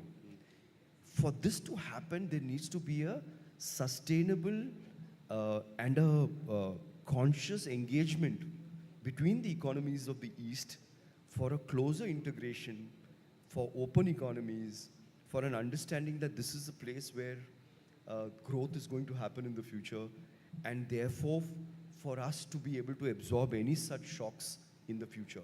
But I think currently, if you ask me, the conversations around integration in the East are bare and minimal.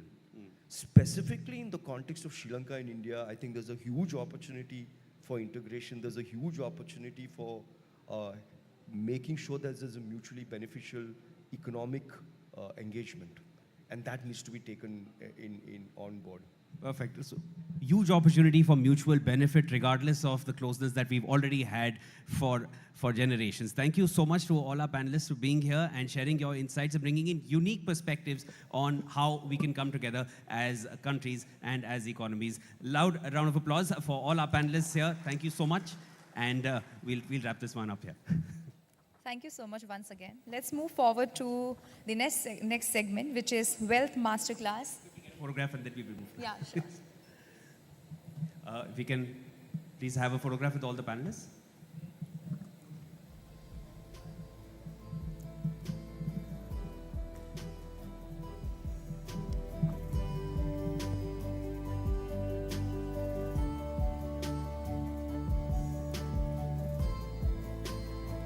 Thank you so much. Please. Thank you.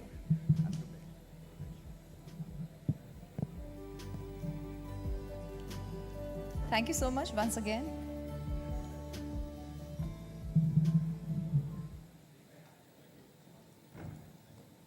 Shiva? Now Anil Singhvi's message.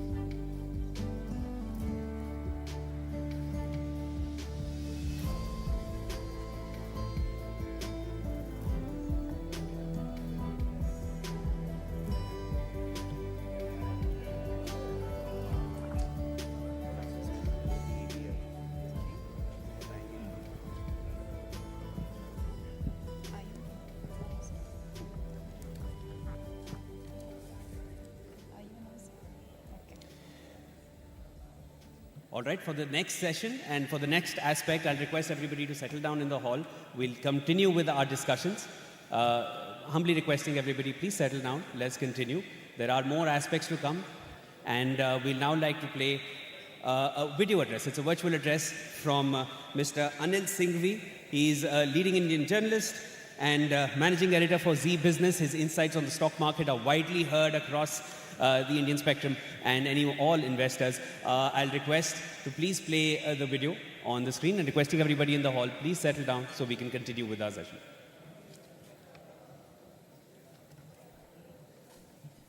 नमस्कार, मैं हूं अनिल सिंघवी। आप सबका जी leadership और innovation summit में मेरी तरफ से भी बहुत बहुत स्वागत है। अनफॉर्चुनेटली कुछ कमिटमेंट्स की वजह से और अचानक प्रोग्राम बदलने की वजह से मैं आप सबके साथ श्रीलंका में कोलंबो में इस वक्त नहीं शामिल हो पा रहा हूं, तो मैंने सोचा कि आपसे मैं वर्चुअली बात करूं। पहले तो मैं उम्मीद करता हूं कि इस श्रीलंका की समिट में आप सब लोग काफ़ी एंजॉय करेंगे, काफ़ी नॉलेज लेंगे और आपस में एक नेटवर्किंग के साथ साथ कुछ न कुछ अपनी बढ़िया बिजनेस इंसाइट्स और इनोवेशन के बारे में डिस्कशन करके अपने बिजनेस को आगे बढ़ाने की कोशिश करेंगे। जैसा कि इस समिट में वेल्थ क्रिएशन को लेकर और बिजनेस को लेकर कुछ प्रैक्टिकल इंसाइट्स मुझे आपसे बातचीत करनी है, तो 2-3 चीज़ें हैं जो मैं आपसे विशेषकर बातचीत करना चाहता हूँ। सबसे पहले और सबसे इम्पोर्टेंट बात यह है कि इस वक्त हिंदुस्तान का जो समय चल रहा है वो सबसे बेहतरीन है अब तक आज़ादी के बाद जो हमने देखा है। इसमें न आपको कोई डाउट है न मुझे कोई डाउट है। और ऐसे में मेरा ये मानना है कि 2 ही तरीके से आगे आने वाले समय में आपकी हमारी सबकी बड़ी वेल्थ बनेगी। पहला तो ये कि हम कोई बढ़िया बिजनेस करें, जैसे कि आप में से ज़्यादातर लोग कर रहे हैं, या तो आप बिजनेस में हैं या किसी प्रोफेशन में हैं जिसमें आप एक अपनी अच्छी एक्सीलेंस के साथ आगे बढ़ रहे हैं। तो जब ग्रोइंग इकोनॉमी हो, माहौल अच्छा हो और आपके लिए सबसे बड़ी बात कैपिटल की रिक्वायरमेंट जो भी है वो आसानी से पूरी होती हो, तो फिर बिजनेस करने का मज़ा अलग ही है। बिजनेस करने के लिए इस वक्त हिंदुस्तान का माहौल पूरे दुनिया भर में सबसे बेहतरीन है।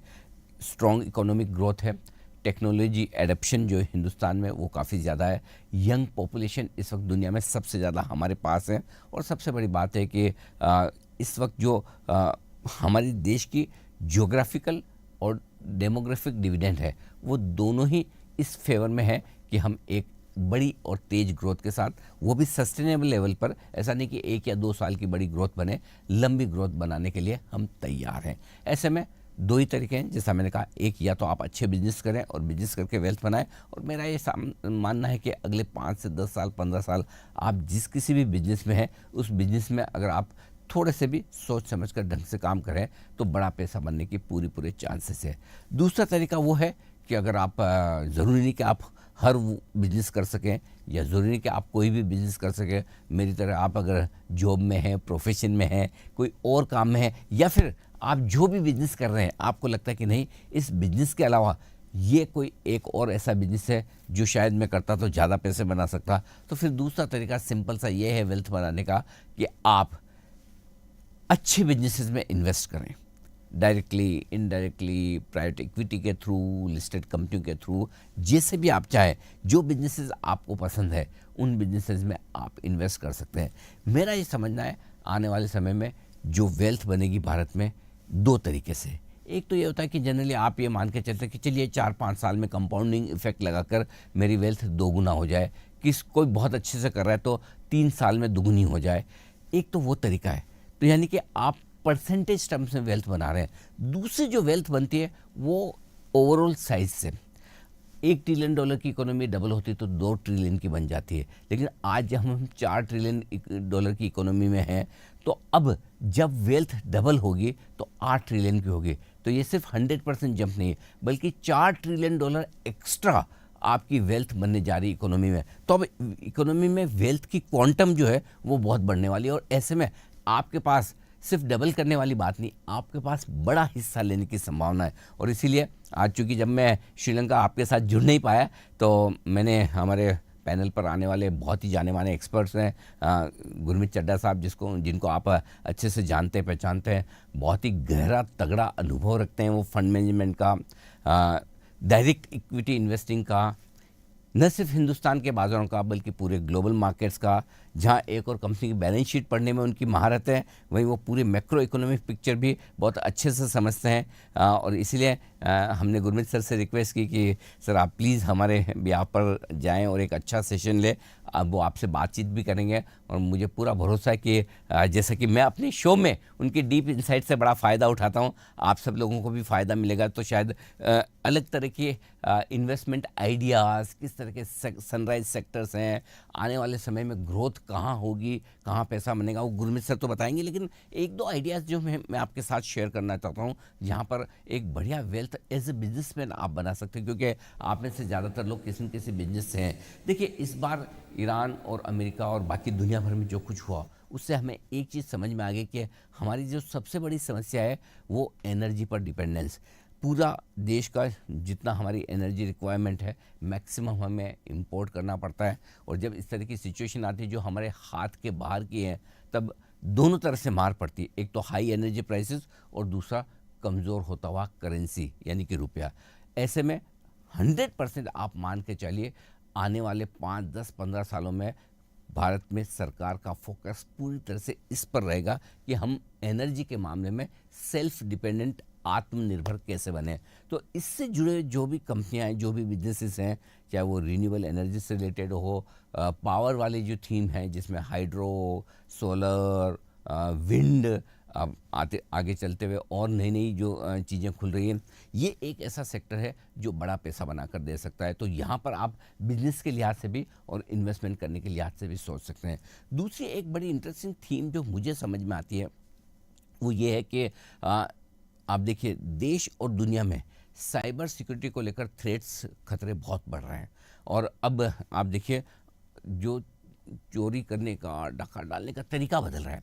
सीधे आपके वॉलेट्स में सेंड लगाएंगे, आपको किसी न किसी तरह से बेवकूफ़ बनाएंगे, डिजिटल फ्रॉड हो रहे हैं, आपके अकाउंट सेफ नहीं है। और ये एक बहुत बड़ी इंडस्ट्री बन चुकी है हैकिंग करने की, एथिकल हैकिंग, अदरवाइज ये सारी जो चीज़ें हो रही है, इसमें साइबर सिक्योरिटी को लेकर एक बड़े बिजनेसेस बन सकते हैं। Anything and everything related to cyber security, मुझे लगता है कि ये एक अच्छा बिजनेस हो सकता है। तो वहाँ पर आपको इन्वेस्ट करने के बारे में सोचना चाहिए। लिस्टेड स्पेस में बहुत कम कंपनियाँ हैं जो डेडिकेटेडली सिर्फ साइबर सिक्योरिटी का काम कर रही है। लेकिन अगर आप पर्सनल लेवल पर कोई बिजनेस कर रहे हैं और अगर वहाँ पर अगर आप चाहें कि कोई ऐसा बिजनेस बनाया जाए, फॉर एग्जांपल आज आपके या मेरे साथ में कोई साइबर फ्रॉड हो जाए, अब हमें पता ही नहीं कि वो कहाँ, कैसे, कब रिपोर्ट करना चाहिए, एफआईआर कैसी होगी, आगे फॉलोअप कैसे करना है, मेरे पैसे आने के क्या चांसेस हैं, उसमें रिकवरी का क्या तरीका है। अगर कोई कंपनी इससे रिलेटेड लीगल सर्विसेज, ये सारी हेल्प करने वाली जो सर्विसेज अगर दे सकती है, फ्रॉड डिटेक्शन में मदद कर सकती है, या फिर आपको वो साइबर सिक्योरिटी दे सकती है कि आपके हैकिंग ना हो सके, आपके पूरे डिजिटल एरिया में कोई घुसपैठ ना कर सके, तो मुझे लगता है एक वो बड़ा बिजनेस बन सकता है जिस पर आपको फोकस करना चाहिए। और तीसरा एक बिजनेस और ऐसा जो मुझे लगता है कि आने वाले समय में काफ़ी बढ़ेगा, बेहतर होगा, जिसमें ज़्यादातर आप जानते ही हैं हिंदुस्तान के कंज्यूमर के बिहेवियर बदल रहे हैं। आप और हमारे ज़माने में शायद हम शॉपिंग करना अलग तरीके से पसंद करते थे। मॉल्स में जाना है, कोई भी कपड़े हैं, शूज़ हैं, जो भी हैं, पहन कर देखना, एक्सपीरियंस करना, फील करना, वो हमारी आदत में था। अब जनरेशन बदल रही है, e commerce platform, digital platform, ये सारी कंपनियां जिस तरह से लोगों के सोचने के, शॉपिंग करने के तरीकों को बदल रही है, वो बहुत कमेंडेबल है। और मुझे लगता है कि इस स्पेस में बहुत बड़ा काम होगा। 140 करोड़ कंज्यूमर्स हैं इन कंपनियों के पास में, इतना बड़ा देश है। आज सोचिए, अगर इसी तरह के बिजनेसेस कोई विदेशी कंपनी करना चाहें या हमारी कंपनियां विदेश में जाकर करना चाहें, तो 140 कंज्यूमर्स ढूंढने में उनको कितने देश कवर करने पड़ेंगे। लेकिन भारत में ये बड़ा एडवांटेज है कि एक देश में आपके पास इतने सारे कंज्यूमर्स एक साथ मिलते हैं। तो मुझे लगता है कि ये ई कॉमर्स कंपनियाँ, डिजिटल प्लेटफॉर्म कंपनियाँ, anything and everything related to digital, ये आगे चलते हुए बड़े बिजनेसेस और बड़े बनेंगे। और यहाँ पर अभी भी कुछ कंपनियाँ लिस्टेड है, कुछ नहीं, काफ़ी कंपनियाँ लिस्टेड है, लेकिन उनमें बड़ी स्ट्रॉन्ग ग्रोथ है और फ्यूचर इसी का है। सो कहीं भी आपको लगता है कि बदलती हुई टेक्नोलॉजी और बदलते हुए कंज्यूमर बिहेवियर की वजह से आपके इन्वेस्टमेंट्स के मौके बन सकते हैं, तो वो भी आपको ज़रूर ध्यान में रखने चाहिए। ढेर सारे आइडियाज़ हो सकते हैं, शायद मैं आपके साथ वन ऑन वन पर्सनली मिलता तो बहुत ज़्यादा और आइडियाज़ शेयर करता था, लेकिन एक चीज़ आपको भरोसा में दिलवाना चाहता हूँ। Well, those were some insights from Mr. Anil Singhvi, and as he also already mentioned, Mr. Gurmeet Chadda is going to be coming next. We'd just like to invite Mr. Gurmeet Chadda on stage. Yeah. Gurmeet Chadda is managing partner and fund manager, Complete Circle Consultants Private Limited. He's here with us. Mr. Chadda, please take the stage and share a few words with us.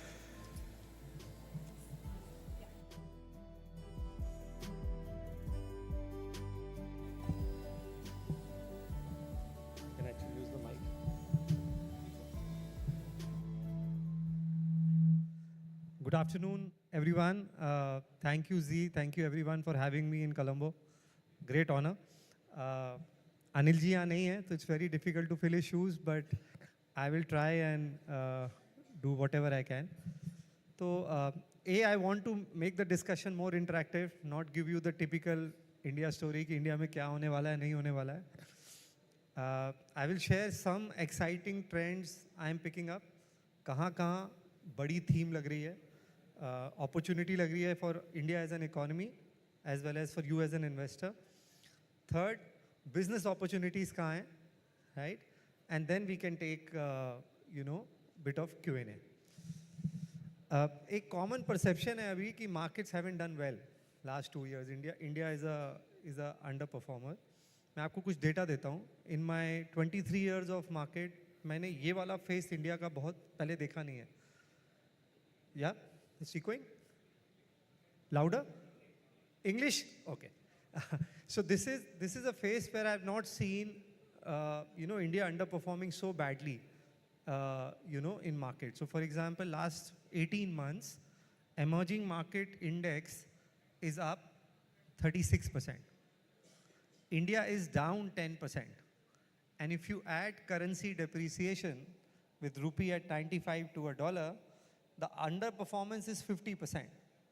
India has never underperformed 50% emerging market index ever, right? So this makes the number look very, difficult. But look at what has happened to us in last 18 months.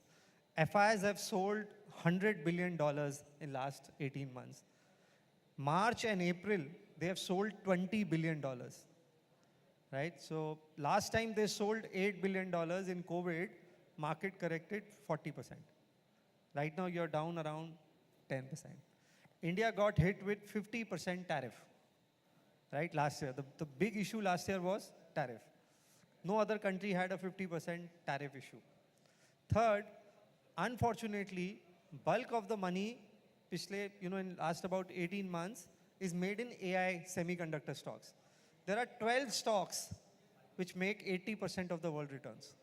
The big tech in US, TSMC in Taiwan, Samsung and another stock in South Korea, ASML in Netherlands. If you remove these 12, 14 stocks, the broader market return isn't much. So we have become we have missed the AI trade. Now what does it mean, right? And where do we think India will do from here? I'll cover that. So 3 things we are picking up which can make, a huge opportunity for India. First is energy, right? The biggest beneficiary of AI is energy, electrification.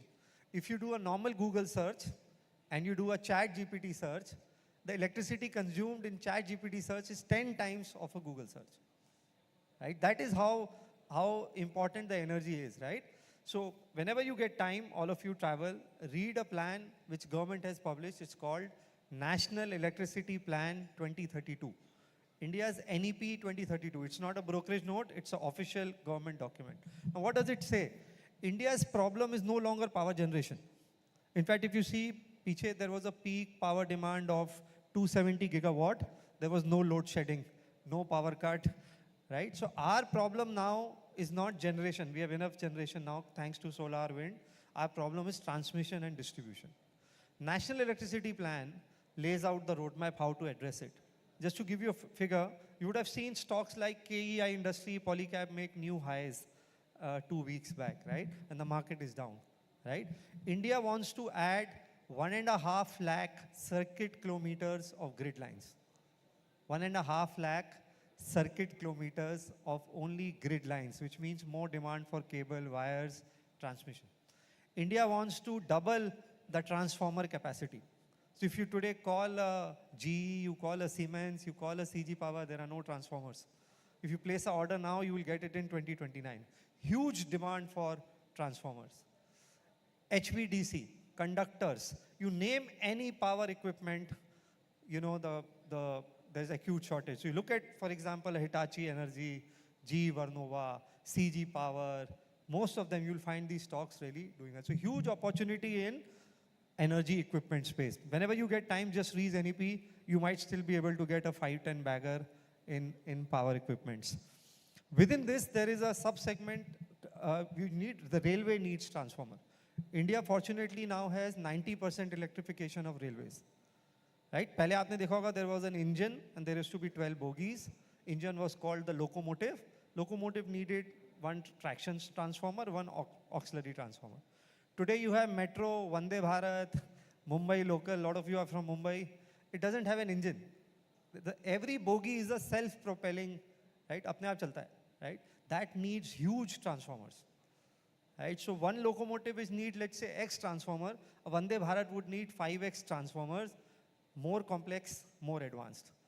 Huge requirement within railways of that transformers. Right? So this is one space in energy which can make tons of money for next 4 or 5 years, irrespective of what happens. The second big opportunity, Anilji also mentioned, is defense. Unfortunately, we have had so many wars. अगर आप chat GPT करेंगे अभी, how many conflicts are going on in the world? Can anybody tell me how many conflicts are going on? Anyone? Anyone here? No. 53. So you might see Russia, Ukraine, you might see Iran, Israel, you might see. In Africa alone, there are 15 conflicts going on. Then there is Armenia, Azerbaijan. Then there are different Naxal problems. 53 conflicts with kinetic actions. Right? The inventory level today of US is below World War II level. They have exhausted THAAD, they have exhausted Patriot. Most of their missiles, drones, they have exhausted. Not a great news from a peace point of view, which means there will be a massive surge in defense. See, the entire petrodollar arrangement, if somebody follows history, which Kissinger started in 70s, was that you buy oil in dollars, and we will give you the defense protection. That was the petrodollar trade with Middle East. Now UAE is saying, we did not get any protection. We had to defend on our own. So they came out of OPEC. And now this Middle East unity is a big question mark. OPEC, they have exited OPEC after 1967. Right? So you will see every country. Japan is talking about investing in defense. Germany is talking about 100 billion euros in defense. US is talking of $1.5 trillion defense budget. India, from a net importer, last year we exported 40,000 crores of defense. Who would have thought India will export defense equipments? Second, now we're in defense. Defense is a huge line, right? So the nature of warfare has changed. Jokingly, you don't need a Sunny Deol going with tanks to attack, right? Today, Israel, which is 1/10 the size of Iran, took control of the Iran airspace because of superior air power. So the name of the game is, you know, air superiority, missiles, drones, advanced fighter jets, air defense systems, right? And this is where India will score very big in next 4 or 5 years. I'll give you an example. Can anybody tell me how much does a BrahMos cost? 1 unit of BrahMos. How much does it cost? Anyone here? Any rough idea? 83 crores. One missile with battery, substation, everything put together will cost 83 crores. Now 83 crore may look very large to you. The competitor of BrahMos is 3 times this cost. Right? Suddenly India has exported BrahMos to Philippines. Aapne padha hoga in newspapers, right? So imagine the opportunity in terms of just exporting BrahMos, right? Now BrahMos is max 5. It's 5 times speed of sound, very difficult to detect, right? and 2,000, 3,000 kilometer. Now, every country doesn't need 2,000, 3,000 kilometer of missile. And Armenia, for example, needs a 100 kilometer, 150 kilometer range missile. Pinaka DRDO developed, which is again Mach 5, much more precise. The cost of Pinaka is 5 crores. 83, 5. So our ability to reverse engineer, right, and create, precision manufacturing products will stand us apart. So Pinaka is a huge opportunity in my view. One company which makes Pinaka rocket, one of the companies is Solar Industries. With a disclaimer, I own this stock for last 10 years. Right? Second, Indian Army regiment, Pinaka has been inducted. So there are 21 regiments, 5 of them have got Pinaka, 16 more to get. Imagine the opportunity domestically of Pinaka. Air defense system. India has a 4-layer air defense system, S-400, Akash, then you have your Pinaka aircraft guns, and then you have micro missiles, right? So, bade jet, ya ballistic missile, you need S-400, Akash. What would you do for a low-flying threat? And if somebody following Ukraine-Russia war, they attacked Russian with low-flying loitering ammunition. Loitering ammunition is like a sparrow coming in form of a drone and attacking you. Now, how do you dispel that attack, right?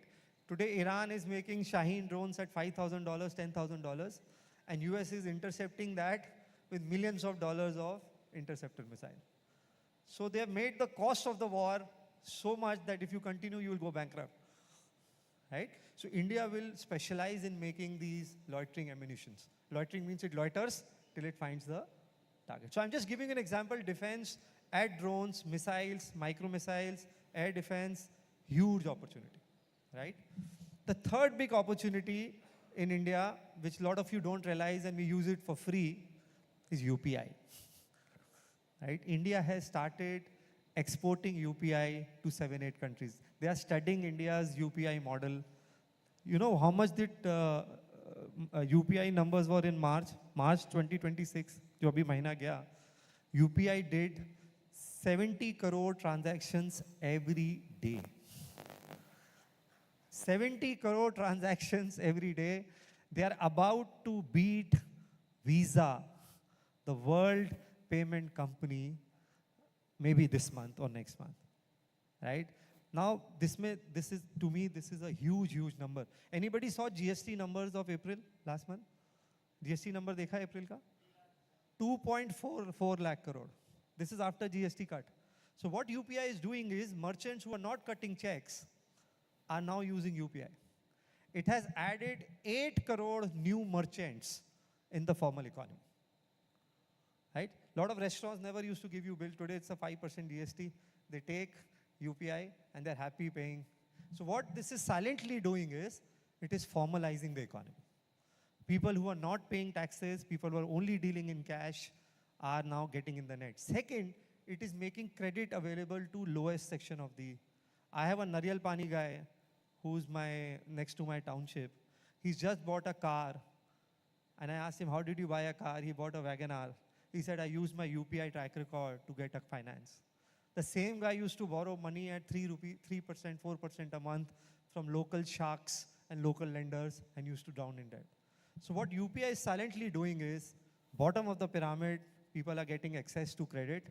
Small merchants are coming into the mainstream, and this will have huge ramifications for the economy. Last point, which we are also seeing in India, which is again a silent revolution, is our ability to, contract manufacture.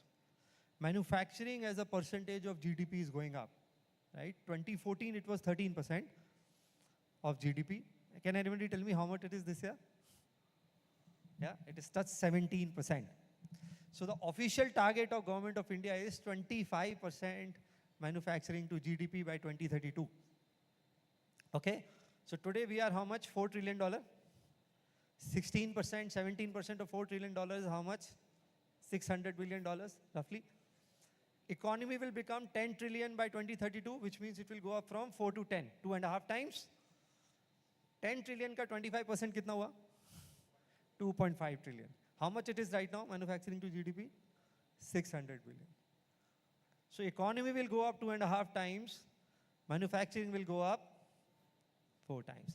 So if in your portfolio, if you are overweight manufacturing, overweight energy, overweight defense, you will do far better than Nifty. Right? So whenever you are constructing a portfolio, whenever you are evaluating any opportunity to invest as an entrepreneur, as a VC, as a private equity guy, look at these 3 sectors.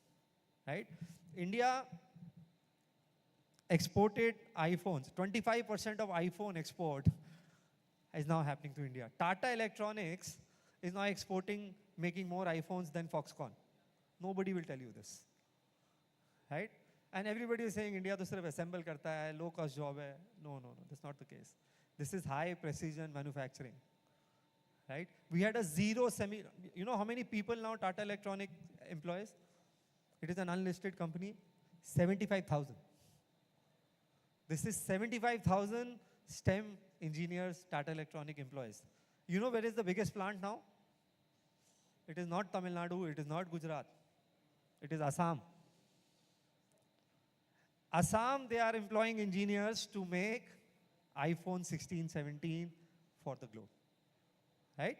Every 1% increase in manufacturing to GDP will add 20 million jobs.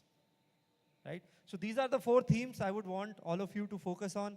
Any queries, I'm happy to take. I'm here. Anything you want to ask, yeah, please.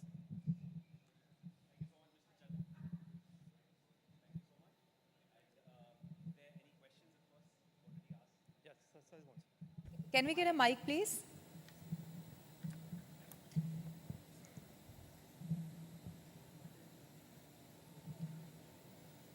My name is Dr. Vishwajit Datta. I'm Vice Chancellor of Techno Global University, Sironji, Madhya Pradesh.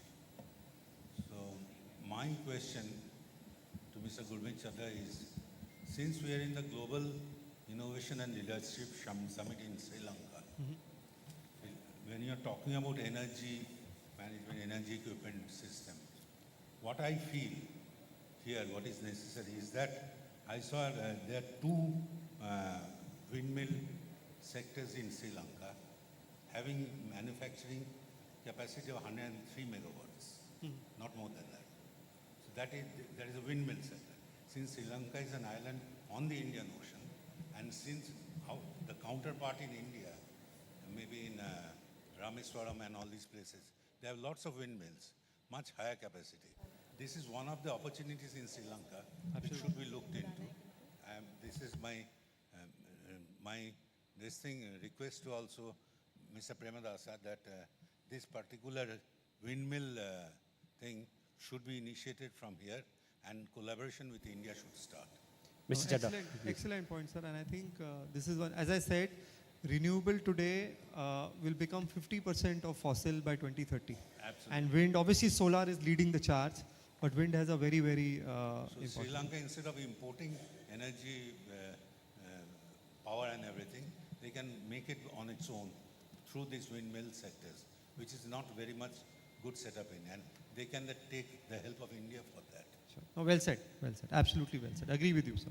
Thank you. Thank you. All right, that was a insightful discussion. And before, all right, please, sir, go ahead. Hello. Yeah. Yes. Very good afternoon. I think, whatever you said is fine, but you forgot one very important sector today in India, that is circular economy. Circular economy. Sure, yeah. Okay. That is one thing which has been neglected, and can I give you just small statistics today right now, because I am running Asia's largest plastic flexible recycling plant at Ghaziabad, and we are distributing few dustbins, free dustbins across India, collecting plastic also, creating a movement with more than 5 lakh people will be impacted, more than 50,000 crore rupees economic activity will be taken care of. The colossal damage today India faces is a pandemic, it's a national disaster, which is in the form of plastic, which has been thrown on streets and roads. You know the value of that, sir? Yeah. 4 lakh crores. In first phase, I am addressing 50,000 crores In next phase, it will be 2 lakh crores. We are impacting more than 80 crore citizens in times to come. This message has already been sent to Honorable Prime Minister of India. And this mission, we have called it as Operation Shuddhi. This is absolutely, I want inclusive from all over India. As sare log aaye hain, I will invite all of you to speak to me and discuss with me. Wherever you want, we will give you free dustbins in the form of a bottle shape, and we'll also collect plastic free of cost. All right, We will send it to the right place where it gets purposed, and in the import foreign exchange that we are spending, all the polymers 25 to 50%. I will reduce, sir. People call me daddy of plastic in India because for past 25 years, I've ensured that 5,000 crore rupees ecosystem gets created from the recycled plastic, and I make furnitures, 20,000 pieces a day. So my humble request is, in your portfolio, because you're master. All right, sir. In your portfolio, you must have a circular economy. Sir, you'll have to give me some, please. Sir. I come all the way from India, you cannot stop me like this. What is the hurry? We are not stopping you. No, I'm so sorry. You have so much time. Please complete, I really want to complete it. Please complete, it's fine. See, I believe in your portfolio, you must have stocks. My company is listed on stock exchange.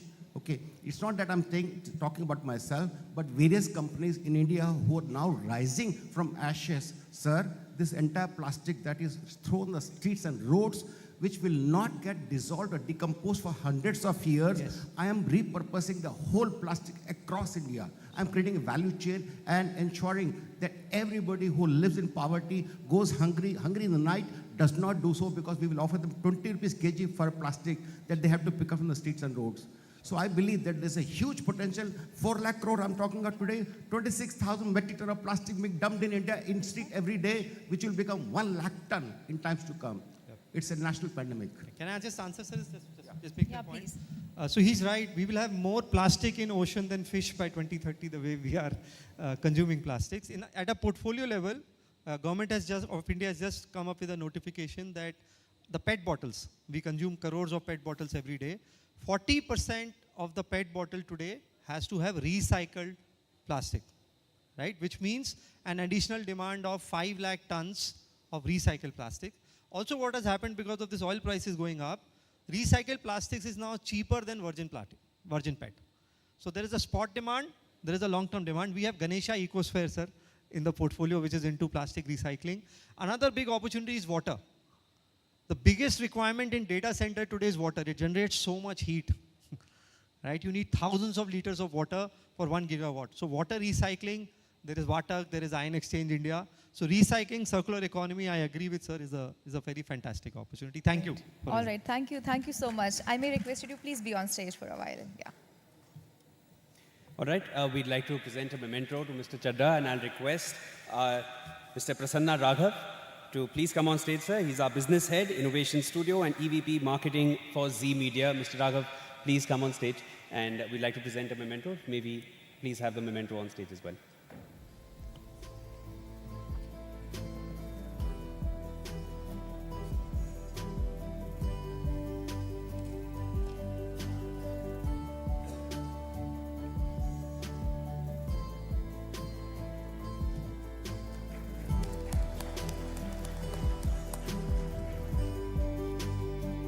Thank you so much.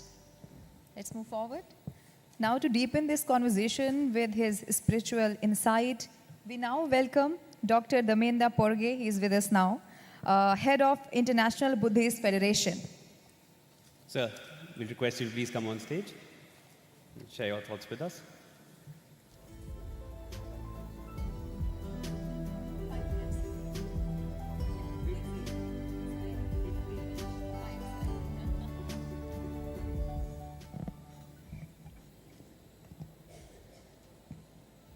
Agarwal, namaste. So I was ready for 15 minutes, but the MC says only 5 minutes. So luckily, I have drafted in a paper, so I can read it very quickly, so without missing any single point. Okay. So today, dear sirs and madams and friends My topic is the spiritual capitals of the world. So, good afternoon, excellencies, innovators, and leaders. We are gathered in a room dedicated to innovation. Usually, the word makes us think of Silicon Valley or high-tech labs. But today, I stand before you to talk about a different kind of a laboratory. One that has been refining the human spirit for over 2,500 years. India and Sri Lanka are not just neighbors. We are two halves of a single spiritual heart. We are the spiritual capitals of the world. Our relationship didn't begin with a trade agreement or a political treaty. It began with a gift, the gift of the Dhamma. When Arahant Mahinda stepped onto the rock of Mihintale, he didn't just bring a religion. He brought a blueprint for a new civilization from India to Sri Lanka. That was the world's first great bilateral summit, and its echoes still shape who we are today. First, let's talk about our shared intellectual heritage.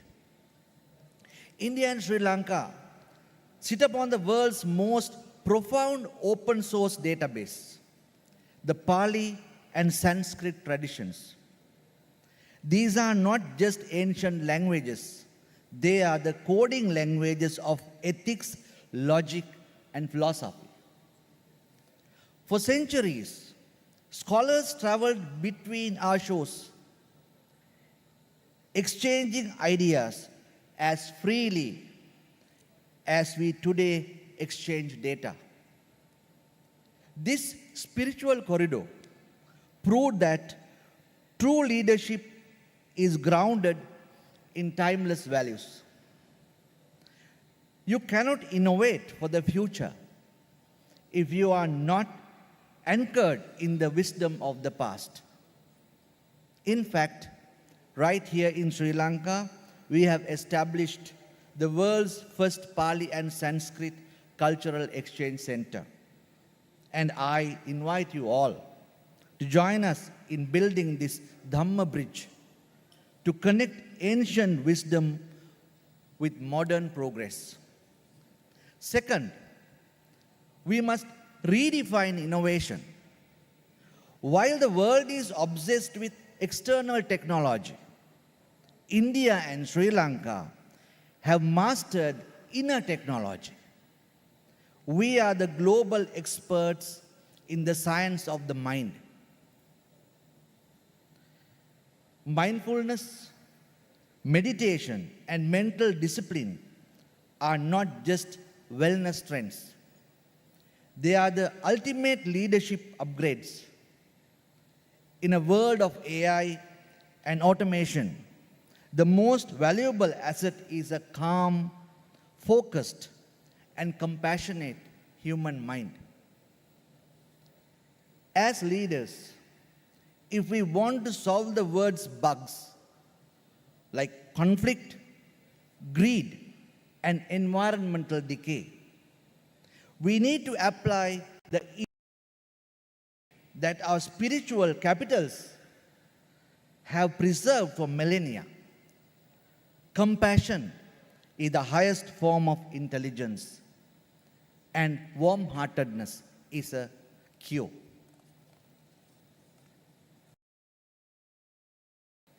Look at our role in the global stage. The bond between India and Sri Lanka is a testament to soft power. We don't project influence through might, but through the universal language of the Buddhist teachings. In a fragmented world, our region acts as a moral compass. We offer a roadmap where progress is measured not just by GDP, but by the peace and harmony of the people. Our spiritual capital is our greatest strategic asset. It is what makes us indispensable to the global community. In closing, my dear friends, I challenge you, do not leave your spirituality at the door of your boardroom. Bring it in. Let the ethics of the Pali tradition and the wisdom of the Sanskrit tradition, born in India and brought to Sri Lanka, the sages guide us your innovation. India and Sri Lanka gave the world the Dhamma. Today, let us give the world conscious leadership. Let us lead not just with our heads, but with our hearts. The world is looking for a direction. Let them find it here in the spiritual capitals of the world, India and Sri Lanka. Thank you very much.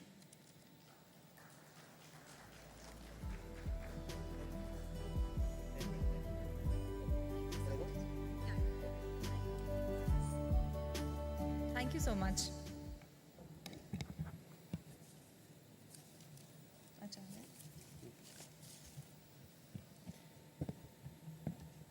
All right, and to move further from this, we'll now like to have a conversation on wellness and holistic living and exploring the blend of traditional wisdom with modern approaches to health and well-being. That's the next aspect that we're going to be covering, and for that, we are going to be joined by Acharya Manish, who was here with us on the stage a little earlier. We'd like to call him back on stage.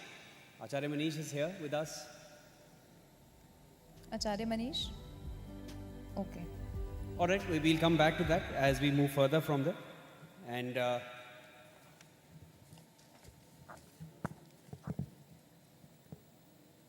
if you can figure out where he is by then.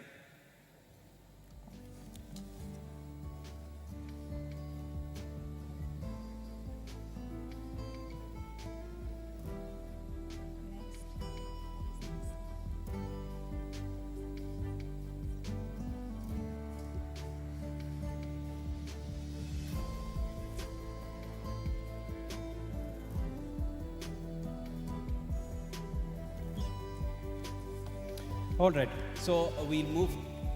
Acharya Manish, please. Pleasure to have you here with us. Please come on the stage, sir. We'd like to request you to share a few words with us, and then we would like to have a discussion with you as well. आचार्य जी, आप कैसे जीने का तरीका बता रहे हैं, उसके बारे में बात करिए और फिर हम आगे बात करेंगे.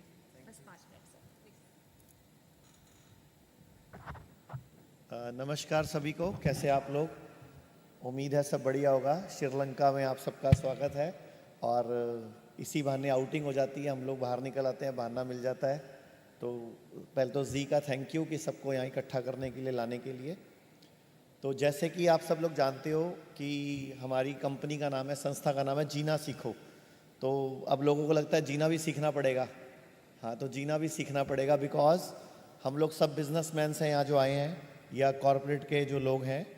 हम लोग सारी ज़िंदगी काम करते रहते हैं, आगे बढ़ते रहते हैं, लेकिन वो कहते हैं ना, अग्गा दौड़ पीछा छोड़, मतलब आगे भागते रहते हैं लेकिन पीछे चीज़ों को छोड़ देते हैं। मीन्स हम अपनी हेल्थ को इग्नोर करके आगे बढ़ते हैं। तो हम लोग सब लोग जब एक लाइफ में किसी मुकाम पे पहुंच जाते हैं, वहाँ जाके पता चलता है अब ब्लड प्रेशर की गोली ज़िंदगी भर खानी पड़ेगी, अब डायबिटीज़ हो गई, अभी टैबलेट शुरू हो गई, फिर इंसुलिन शुरू हो गया, किसी को पता चलता है किडनी की प्रॉब्लम हो गया, किसी को पता चलता है लीवर प्रॉब्लम हो गया। तो हम लोग बीमार होने के बाद जागते हैं। तो मेरी जो अप्रोच है वो प्रोएक्टिव है कि आप बीमार पड़ो ही मत। मतलब आपका एक टैगलाइन होना चाहिए लाइफ का कि बीमार नहीं पड़ना है। मतलब लाइफ हम बीमार होने के लिए बने ही नहीं है।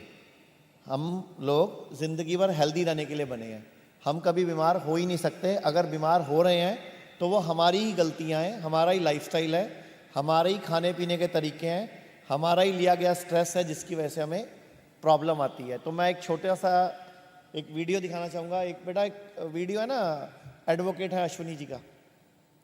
तो हम लोग सब के सब लोग तब एक्टिव होते हैं जब हमें प्रॉब्लम आ जाती है। हम लोगों ने एक चीज़ तो बड़ी अच्छी सीख ली है कि हम लोग रेगुलर टेस्टिंग कराते हैं आजकल, रूटीन टेस्टिंग, अपना बीपी चेक कराना, शुगर चेक कराना, सीबीसी, ईएसआर, एलएफटी, आरएफटी, हम लोग ये सब चेकिंग कराने लग गए हैं। लेकिन चेकिंग कराने से हमें पता चलता है कि प्रॉब्लम जब आ जाती है। मैं कहता हूँ जैसे गाड़ी की सर्विस हम प्रोएक्टिवली कराते हैं कि गाड़ी खराब होने की वेट नहीं करते, आपको एजेंसी ने बता दिया कि 10,000 किलोमीटर पे सर्विस होगी, तो ऐसे ही हम अपने शरीर को पहले ही ध्यान दें तो ज़्यादा बेटर रहेगा। तो मैं आपको छोटी सी एक डाइट बता देता हूँ, क्या खाना चाहिए, क्या नहीं खाना चाहिए, क्या ज़्यादा खाना चाहिए, क्या कम खाना चाहिए, क्योंकि आयुर्वेदा इसी पे बेस्ड है। आयुर्वेदा को अगर हम पूरे नेम को हम डिवाइड करेंगे तो आयुर्जमा वेदा, यानी कि हमारी संपूर्ण आयु को जानने का विज्ञान। तो वेद मतलब विज्ञान। तो आयुर्वेद ने हजारों साल पहले ये चीज़ें, ये टेक्निक्स हमें सिखाई थी, लेकिन अंग्रेज़ों ने भारत में इतने साल राज किया तो आयुर्वेद हमसे कहीं पिछड़ गया। हम लोग योगा को भी पिछले देख रहे हैं 10-15 साल से, बहुत एक्टिवली लोग यूज़ कर रहे हैं, लेकिन अभी भी लोगों को आयुर्वेदा के बारे में मालूम नहीं है। लोग आयुर्वेदा में, हमारे पास जो, जैसे कि मैं काम कर रहा हूँ, 900 डॉक्टर्स हैं मेरे साथ जो काम करते हैं। हम लोग पूरे इंडिया में हमारे 120 क्लिनिक्स एंड हॉस्पिटल हैं। बेटा प्ले करना एक बार, ये वॉल्यूम भी कर देना। मेरे पिताजी का घुटना खराब हो गया, मैंने एम्स में दिखाया, बोले घुटना ट्रांसप्लांट करना पड़ेगा। राम मनोहर लोहिया में दिखाया, बोले घुटना ट्रांसप्लांट करना पड़ेगा। मैंने एक बड़े दिल्ली के प्राइवेट हॉस्पिटल में दिखाया, टॉप के डॉक्टर को, उन्होंने बोला इलाज करना पड़ेगा। हिम्स में गए चंडीगढ़, 10 दिन रहे, आराम से चल रहे, बढ़िया घुटना ठीक हो गया। इसी तरीके से एक मेरे जानने वाले, उनकी डायलिसिस हो रही थी किडनी की, और वो हिम्स डेराबासी गए चंडीगढ़ में, वहां गए, कुछ नहीं हुआ, डायलिसिस बंद हो गई, बढ़िया आराम से काम कर रहे हैं, और वो भी कितने में, कुछ हजार में। प्ले करी। इनका नाम है advocate Ashwini Upadhyay, supreme court में लॉयर हैं। आपने अगर स्टेटमेंट सुना तो उन्होंने बोला मेरे पापा का घुटना खराब हो गया। इनके पापा 75 ईयर के हैं। अब 75 ईयर में घुटना खराब लगभग सबका आज की डेट में हर 10 में से 5 का तो हो ही जाता है, और डॉक्टर बोलते हैं नी ट्रांसप्लांट कराओ। तो इन्होंने ऐसा क्या किया, जिनको 3 बड़े हॉस्पिटलों में नी ट्रांसप्लांट होगा, तो इन्होंने नाम भी लिया हॉस्पिटलों के, जहाँ जहाँ गए सबने नी ट्रांसप्लांट बताया। लेकिन आज 2 साल हो चुके हैं, कोई नी ट्रांसप्लांट नहीं हुआ, वही घुटना काम कर रहा है। और अब इनके पिताजी साइकिल भी चलाते हैं, खेतों में काम भी करते हैं।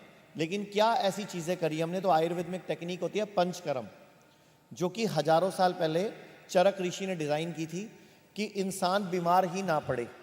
मतलब जैसे हम, आप लोग फीमेल्स बैठी हैं, आप लोग रोज़ घर में झाड़ू मारते हो, रोज़ घर में पोछा लगता है, रोज़ घर में डस्टिंग होती है, लेकिन फिर भी दीपावली पर एक्स्ट्रा कचरा कैसे निकल आता है? हाँ जी मैम, रोज़ झाड़ू लगता है, रोज़ पोछा लगता है, रोज़ डस्टिंग होती है, फिर दीपावली पर एक्स्ट्रा कचरा कैसे निकल आता है?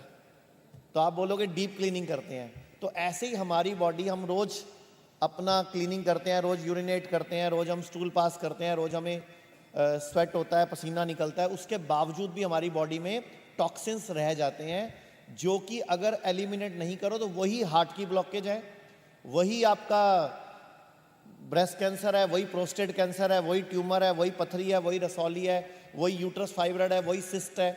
यानी कि आयुर्वेद का एक सूत्र है जो आप लोगों के लिए बहुत इंपॉर्टेंट, अगर आप समझ जाओगे तो इस जन्म में बीमारी नहीं पड़ोगे। तो आयुर्वेद कहता है सर्वे रोगा अपि मंदागिनी ही अजीर्ण बलिने कुपित मल संचते। इसका मतलब होता है सारे के सारे रोग एक ही कारण से होते हैं, मंद अग्नि, यानी कि कमजोर पाचन, यानी कि खाना ढंग से हजम नहीं होना, यानी कि liver weak, pancreas weak, spleen weak, मतलब बॉडी का पाचन तंत्र कमजोर, मेटाबॉलिज्म कमजोर। अब आयुर्वेद के हिसाब से खाना भी खाना है, पानी भी खाना है, सुनना भी खाना है, हवा भी खाना है, देखना भी खाना है, और सोचना भी खाना है। यानी कि बॉडी में कोई भी इनपुट है, अगर वो ठिकाने नहीं लगा तो वो बीमारी बनेगा। यानी कि आपके मन में कोई थॉट आ गया तो भी आपका डाइजेशन वीक हो जाएगा, आप स्ट्रेस हो गए तो भी आपका डाइजेशन वीक हो जाएगा। तो आयुर्वेद ने बोला सर्वे रोगापि मंदाकिनी ही अजीर्ण मलिने कुपित मल संचते, यानी कि आपको इंडाइजेशन हो गया, अपच हो गया और कुपित मल होकर संचय हो गया। जैसे ब्रेस्ट में गांठ है, आप बोलोगे ब्रेस्ट कैंसर, आयुर्वेद कहता है ब्रेस्ट में कुपित मल संचय। प्रोस्टेट प्रॉब्लम है, आयुर्वेद बोलता है प्रोस्टेट में कुपित मल संचय। अब उपाय क्या है? तो उपाय बताया आयुर्वेद में सर्वेषाणाम रोगाणाम निदानम कुपितामला, कि सारे रोगों का एक ही इलाज है, बॉडी को डिटॉक्स कर दो, बॉडी की सफाई कर दो, जिसको आयुर्वेद में हजारों साल पहले पंचकर्म कहा गया, डिटॉक्सिफिकेशन कहा गया, जो कि हर 6 महीने में हर एक को कराना ही चाहिए अगर वो बीमार नहीं पड़ना चाहता। रवि, एक दूसरी वीडियो है छोटी सी, सिर्फ 10 सेकंड की, मैं एक वीडियो दिखाना चाहूँगा। ये पेशेंट हैं, इनको आई प्रॉब्लम थी, इसको हॉर्नर सिंड्रोम बोलते हैं। इसमें आई की पलक खराब हो जाती है, मतलब आंख जो है ये पलकों का कंट्रोल खत्म हो जाता है। आप देखो इनकी पलक नहीं खुल रही है, और सिर्फ 10 दिन की थेरेपी में आप नोटिस करना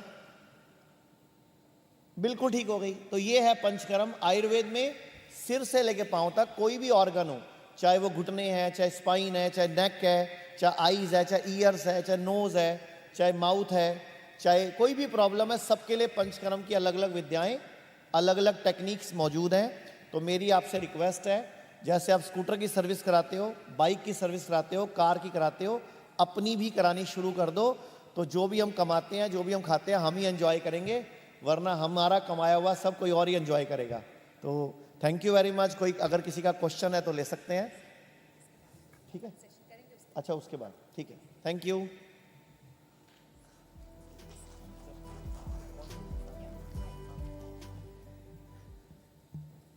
We have more to discuss with Acharya Manish. We'd like to, I'll call my colleague Lavina, and Lavina always has clear, strong commands over conversational anchoring, as that's what she always helms, always bringing clarity. Lavina, please go ahead, have this conversation. Thank you so much. Acharya ji, एक बार फिर से आपका बहुत बहुत स्वागत है। वैसे तो आपने बहुत सारा बता दिया, तो मुझे लग रहा था कि आप इसको जल्दी खत्म करें, वरना मेरे सवाल खत्म हो सकते हैं। नहीं, कोई बात नहीं। अच्छा, क्योंकि मैं इसी से शुरुआत करती हूँ, जीना सीखो। अगर अभी दौर में हम देखेंगे तो जीना ही सही तरीके से सबसे ज़्यादा मुश्किल हो चला है। सबसे पहले आप ये बताइए कि कैसे आप लोगों को बड़े सरल भाषा में एक हेल्दी लाइफस्टाइल के बारे में ये बताएंगे कि ऐसे आपको जीना है। देखो, सुबह शुरुआत से हम गलती करते हैं। हमें रात को जब हम सोते हैं, हमें यही नहीं मालूम कौन सी दिशा में सिर करना होता है, कौन सी करवट लेना होता है, क्योंकि कोई स्कूल कॉलेज सिखा ही नहीं रहा। मैं आप सबको बताता हूँ, जब भी सोना होता है, हमारा सिर पूर्व में या दक्षिण में होना चाहिए सोते टाइम। जब हम लेटते हैं तो करवट बाई लेटना होता है। ये वो प्रोएक्टिव तरीके हैं जिससे हम बीमार नहीं पड़ेंगे। और सुबह जब उठते हैं तो पहले बॉडी को अच्छी तरह शेक करना होता है, फिर उसके बाद उठना होता है ताकि ब्लड सर्कुलेशन पूरी बॉडी में मूव कर जाए, इक्वल एंड मूव। क्योंकि रात को जब हम सोते हैं तो सारा खून हमारे मोस्टली पेट पे आ जाता है। और अगर आप बोलोगे तो एक बहुत ईजी डाइट चार्ट है, अगर वो फॉलो करो तो कभी डायबिटीज नहीं होती। लेकिन उससे पहले इसी पर मेरा आपसे सवाल है। आपने डायरेक्शन या आपने ये तो बता दिया किस तरफ आपको सर करके सोना है, लेकिन कई सारे ऐसे भी लोग होते हैं जो नींद में पलट जाते हैं। नहीं, उनका नींद क्या है? में तो जो मर्जी पलटो, एक बार आपको याद होना चाहिए कि हमने लेटना किस तरफ है। अच्छा, देखो नींद में तो हम जैसे मर्जी सो जाएं। हाँ। हम लोगों ने एक टेक्निक सिखाई थी, लोग कहते हैं हमें खराटे बहुत आते हैं, तो मैंने एक टेक्निक सिखाई थी कि आप जब सोते हो ना तो अपनी शर्ट के पीछे एक नींबू लगा दो रबड़ से। तो एक तरह से पीठ पे नींबू आ जाएगा। खराटे मोस्टली जब हम सीधे लेटते हैं तो आते हैं, करवट लेने पे 99% लोगों को खराटे नहीं आते। तो क्या होता है, जब वो करवट लेने लगेगा, नींबू अड़ जाएगा तो वो वापस करवट ले लेगा, तो खराटे नहीं आएंगे, धर्मपत्नी आराम से सो जाएगी। ग्रेट। अच्छा, अब डाइट चार्ट आप बता दीजिए प्लीज। तो डाइट चार्ट बड़ा इजी है। एक तो हम सब लोगों को एक पता ही नहीं है, हम लोगों का जो ब्लैडर है, यूरिन ब्लैडर, वो खाली ही नहीं होता पूरा जब हम पुरुष लोग खड़े होकर यूरिनेट करते हैं, और फीमेल जो इंग्लिश टॉयलेट सीट यूज करती हैं। हमारा जो एक्चुअल यूरिनेशन का पोज है वो नीचे बैठ के यूरिन करना है। आज भी मुस्लिम भाई नीचे बैठ के करते हैं। तो मैं सबसे रिक्वेस्ट करूंगा, अगर आप चाहते हो लाइफ में कभी किडनी फेल ना हो, कभी आपको यूटीआई ना हो, कभी आपको प्रोस्टेट प्रॉब्लम्स ना हो, और आप कभी इनफर्टिलिटी तक नहीं पहुंचो, तो एक ही तरीका, बच्चों को भी सिखाओ कि यूरिनेट जो है वो हमेशा, हमारा जो पोज है नेचुरल, वो नीचे बैठ रहा है, जिसको हम उकड़ू पोज बोलते हैं, मलासन बोलते हैं। वो आसन भी बना हुआ है प्रॉपरली। ठीक है। और डाइट चार्ट में मैं बताना चाहूंगा, अगर आपका वजन 50 किलो से ऊपर है, अगर आपका वजन 50 किलो से ऊपर है, तो नाश्ते में पहले 500 ग्राम फ्रूट्स खाने हैं, 500 ग्राम्स। और 50 किलो से नीचे है तो 250 ग्राम फ्रूट पहले खाने हैं। उसके ऊपर से जो खाना है वो खाओ, रोटी खाओ, चावल खाओ, खिचड़ी, दलिया, स्प्राउट, डोसा, इसके अलावा इडली वगैरह जो खाना है खाओ, लेकिन पहले फ्रूट्स खाओ। ये मैं जो बता रहा हूँ, अगर आपने ये किया तो 7 to 10 डेज में आपका डायबिटीज रिवर्स हो सकता है। मतलब आपकी डायबिटीज की गोली आपको धीरे धीरे कम करनी पड़ेगी, इंसुलिन आपकी ड्रॉप आउट हो जाएगी, बीपी की गोली 15-20 दिन में आपको छूट जाएगी, अगर आप ये डाइट चार्ट फॉलो करते हो तो नाश्ते में पहले फ्रूट्स, अगर आप 50 किलो से ऊपर हो तो 500 ग्राम, 50 किलो से नीचे हो तो 250 ग्राम। उसके ऊपर से जो खाना है रूटीन में वो खाओ, बट दोनों में कोई गैप नहीं होना चाहिए। मतलब अभी फ्रूट खत्म तो अभी नाश्ता स्टार्ट करना है। लंच में अगर आप 50 किलो से ऊपर हो तो 250 ग्राम सैलड पहले खानी है, अगर 50 से नीचे हो तो 150 ग्राम सैलड पहले खानी है। उसके ऊपर से जो खाना है वो खाओ। डिनर में वेजिटेबल सूप घर का बना हुआ, मैं मार्केट के सूप की बात नहीं कर रहा, पहले वेजिटेबल सूप पियो, देन जो खाना है खाओ। बस 3 चीज़ों का ध्यान रखो कि आप कोशिश करो हफ्ते में 3-4 दिन एटलीस्ट 7-7:30 बजे तक डिनर फिनिश कर लो अपना। देखो once a week, twice a week तो नहीं पॉसिबल होगा, बिकॉज आपकी कोई कमिटमेंट्स हैं, कहीं पार्टी पे जा रहे हो, कहीं कोई डिनर पे जा रहे हो, कहीं बाहर जा रहे हो, लेकिन जब आप घर होते हो तो डिनर अर्ली कर लिया करो। दूसरा, खाने को अच्छी तरह चबाना है। मतलब आयुर्वेद कहता है खाने को पीना है, पानी को चबाना है। मतलब जो भी खाते हो उसको अच्छी तरह चबाओ, मतलब च्यू प्रॉपरली, और पानी भी घुट घुट करके पियो। तो आयुर्वेद कहता है कभी भी आपकी बॉडी में रसों में कमी नहीं आएगी, मीन्स जो पाचक रस है वो डाइल्यूट नहीं होंगे और डाइजेशन पूरा अच्छा होगा। और इसके अलावा जो भी चीज़ जानवर से आती है वो छोड़ दो। अब जानवर से क्या क्या आता है? दूध आता है, दही आती है, और क्या आता है? पनीर आता है, अंडा आता है, कई बार जानवर खुद प्लेट में आ जाता है। तो मतलब आप वीगन डाइट पे जाने के लिए बोल रहे हैं पूरी अगर आप वीगन हो जाओगे तो आप diabetes, blood pressure, kidney failure, liver failure, cancer से भी लाइफ लॉन्ग दूर हो जाओगे। अब आप इनके कईयों के सेंटिमेंट हर्ट होंगे, बिकॉज दूध शक्ति, दूध पावर हमने बहुत सुना है। तो मैं आप लोगों को बताता हूँ। पहली बात तो दूध के बारे में एक भ्रांति है, वो क्लियर कर दूं। अगर 5 शर्तें बता रहा हूं, अगर वो 5 शर्तें पूरी होती तो दूध पी सकते हैं। नंबर 1, जो भी आप दूध पी रहे हो गाय का, अगर तो गाय की पीठ पर हम्प होना चाहिए, नंबर 1, यानी कि भारतीय गाय होनी चाहिए। नंबर 2, गाय रोज 3 से 5 किलोमीटर जंगल में जड़ी बूटियां खाने जानी चाहिए। नंबर 3, गाय के बच्चा नेचुरल पैदा होना चाहिए, आर्टिफिशियल इंसेमिनेशन से नहीं होना चाहिए। नंबर 4, गाय को ग्रोथ हार्मोन, एंटीबायोटिक, एंटीवायरल और ऑक्सीटोसिन दूध बढ़ाने के इंजेक्शन नहीं लगे होने चाहिए। नंबर 5, गाय के चारे में कोई स्प्रे नहीं होना चाहिए, पेस्टिसाइड, हर्बिसाइड, इंसेक्टिसाइड वाला कोई केमिकल वाला चारा नहीं होना चाहिए। अगर ये 5 शर्तें हैं तो गाय का दूध अमृत है। Okay, coming back to final diet chart पे, बस आप सोने से पहले जल्दी से बता दीजिए क्या करना है। सोने से पहले डिनर का आपने बताया, मतलब क्या कैसे, क्योंकि कई मतलब लोग जो तो डिनर है वो सोने से 3-4 घंटे पहले फिनिश हो जाना चाहिए। ओके। और अगर आप एक उपाय और कर दो तो इस जन्म में किसी भी मेल को लाइफ लॉन्ग कभी कोई स्पर्म बढ़ाने की या किसी भी तरह की प्रोस्टेट की प्रॉब्लम नहीं आएगी, अगर आप खाना वज्र आसन में बैठ के खाना शुरू कर दो। ओके, ये बहुत बहुत काम आने वाला है। सबको बहुत शुक्रिया आपका हमारे साथ जुड़ने के लिए, और मुझे पूरा यकीन है जो आपने बताया सब लोग उसको फॉलो भी करेंगे। Thank you so much for joining us today. Thank you.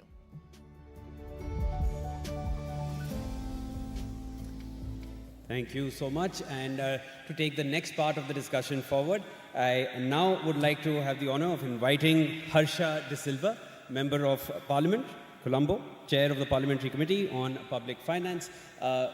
Harsha De Silva, I'll request if you can, please sir.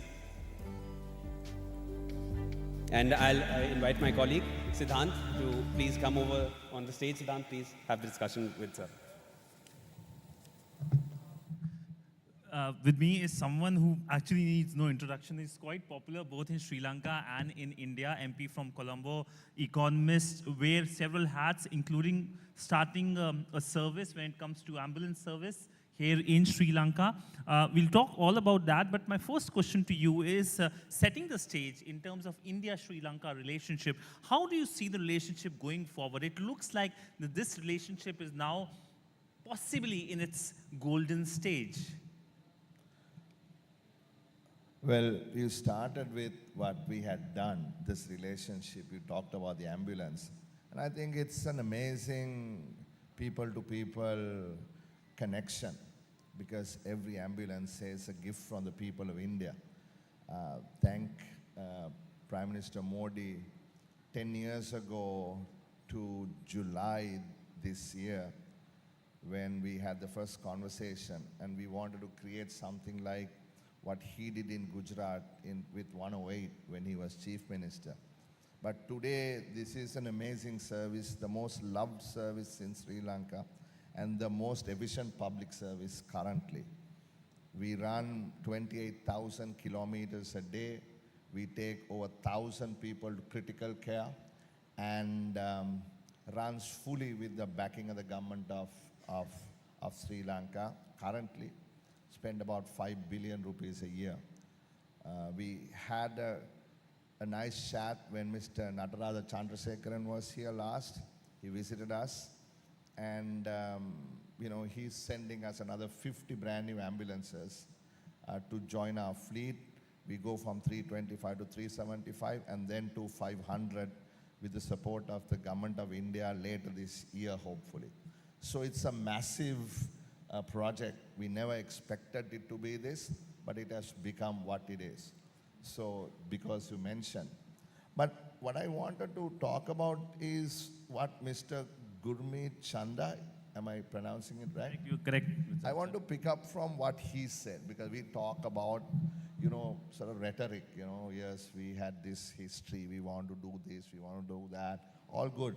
But let's look at the 5 points he made. I thought it was very interesting. It feels good when India is doing well. If he came and stood here and said, it's really bad, things are tough. But that's not what he said. He said things are moving fast, India is growing, and there is opportunity in India for Indians. But I think there is opportunity in India for Sri Lankans as well. My friend Santosh, when he said, look, let's think about opening India's doors to Sri Lanka duty-free. First time I heard it, I spoke to the Deputy High Commissioner, and I said to him, it's an interesting idea. At the rate India is growing, at the rate India is producing things, Sri Lanka's connection to India, I want to stop for a moment, go back a little while, and I want to come back, goes a long way. We talked about Buddhism. It was Tapasubaluka, who were the first lay disciples of Buddha who came here, 5 centuries before Christ. Okay, and from that point, the merchant banking, if you want to call it that, business of today, there's been so much of connection between these two countries. Long before the banks were created, the commercial banks, the British banks, it was the Chettiars who did business in C Street, in Petta, and so on, right? And today we talk about the India-Sri Lanka Free Trade Agreement and so on. So in this context, he said energy, he said defense, he said UPI, he said contract manufacturing, and he added circular economy. I think we should touch on those, because he had data to suggest these were the areas that we could collaborate. Shall I just make some points, or? Continue, sir. In fact, his speech was watched and listened by everyone. I was listening carefully to that. But essentially, in terms of various elements you talked about, economic element, what should be the place in Sri Lanka or possibly in Colombo, where you are MP from, where Indian investors should come, or the ease of doing business in Sri Lanka? Where are the sectors? No, I want to go broader. let's look at energy. You know, what the gentleman said is, well, we have no problem in generation. We have enough generating capacity with solar and wind. Is that actually correct? Is it generation for the sake of generation, or is it generating at an efficient level? I mean, if you look at wind, the load factor, the capacity, say you have a 100 megawatt plant, and if you run it on average every day, how much can you produce? In Sri Lanka, it's about 40 to 45. So load factor is about 45. In India, it's about 20, 25. Maybe the new one's 30. So there's clearly an efficiency argument that can be made. And then he talked about, you know, sort of distribution and generation, transmission. You know, and we have been talking about the HDVC line, HVDC line for a long period of time, from Madurai to Anuradhapura, and also even the submarine cable that goes across the ports. I think the West Asia crisis provide more focus and impetus to the fact that there should be an oil pipeline between the two countries, something that the UAE is also supporting. Yeah, I mean, the point is, it goes beyond just the ability to generate, transmit, and distribute at scale with efficiency. I think that's where the opportunities lie. Because what's the point in Sri Lanka being able to produce 56 gigawatts of wind energy at this expected rate of efficiency if that cannot be consumed, right? So I think there is a lot more potential in that, and I won't dismiss the point he made. Not that I don't want to dismiss it totally, but I think there is so much more there than the top line says. Then in case of defense, he said defense, he talked about missiles, he talked about air superiority, all that is granted. But what about maritime security? What about the ocean? You know, the recent incident when you spoke to me in Delhi about Iris Dana. The Dana incident, of course. I mean, we can't just think about air superiority. You have to start thinking about the ocean, the freedom of navigation. And Sri Lanka is the center of the Indian Ocean, whether you like it or not. You know, and then we must be punching way above our weight class in order to ensure that we become a real partner in the region and the world as a security provider, as a partner in that exercise. And if you look at the recent purchase of Colombo Dockyard by Magazon, I forget the name, a large Indian naval shipbuilding company. That moved the majority ownership from Japan to India. And what do? They build warships, they build submarines. And so therefore, while you concentrate on that, there is a whole area of defense-related manufacturing, surveillance, services that Sri Lanka has to be a important partner. So if you think about it that way, there's so much more scope there as well. So briefly, my last question to you is about how do you see the India-Sri Lanka relationship going forward? We know that we've already talked about the relationship, we pointed to the ambulance, the energy sector, but overall, what's your view? If we like to, many of our people who are sitting here would like to hear from you. I mean, you shouldn't think of Sri Lanka as a foreign country, foreign land, because Lanka is in from Ramana trail, you know. Lanka is part of the Indian story, right? And we must think about this not as a agreement with some political official which you sign and then try to sort of improve upon, but rather a common approach, try to partner as opposed to having a business relationship, a partnership.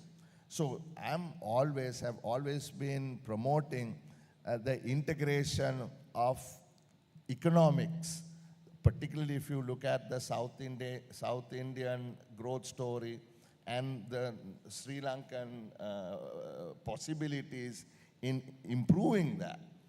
There is potential profits to be made both in India and in Sri Lanka. So it needs to be looked at in that context, in my view, right?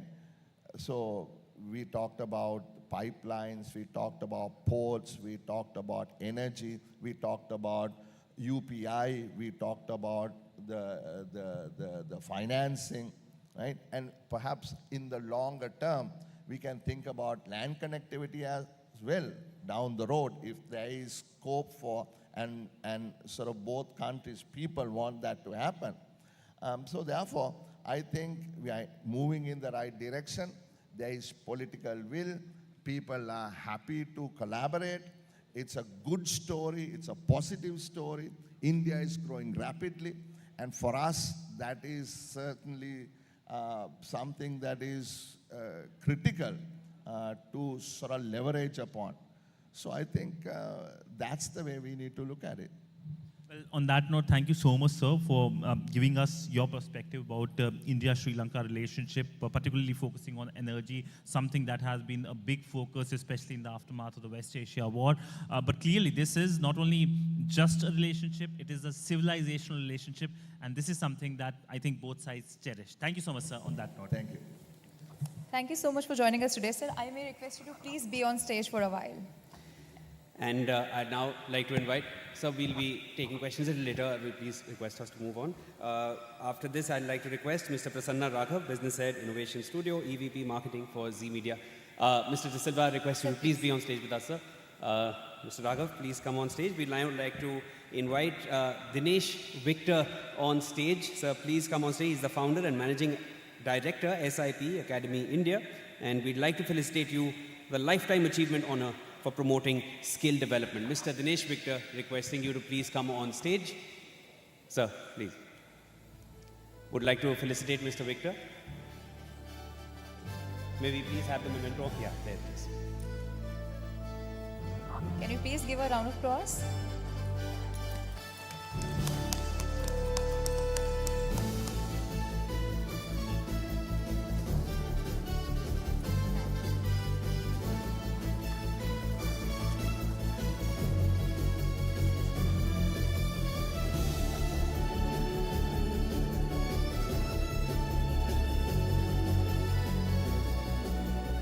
Thank you so much once again. Thank you.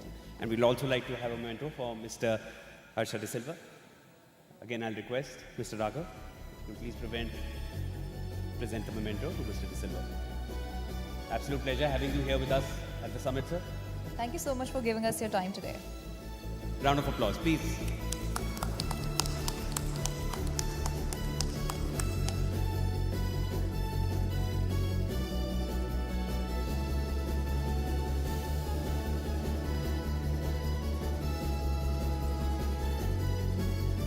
Let's move forward. All right, I'd now like to invite on stage Mr. Sushil Agarwal, who's the chairman of Avro Recycling Limited. Sir, please be on stage.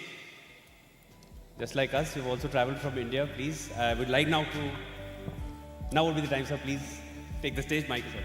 Say a few words. Thank you. Yeah, sure.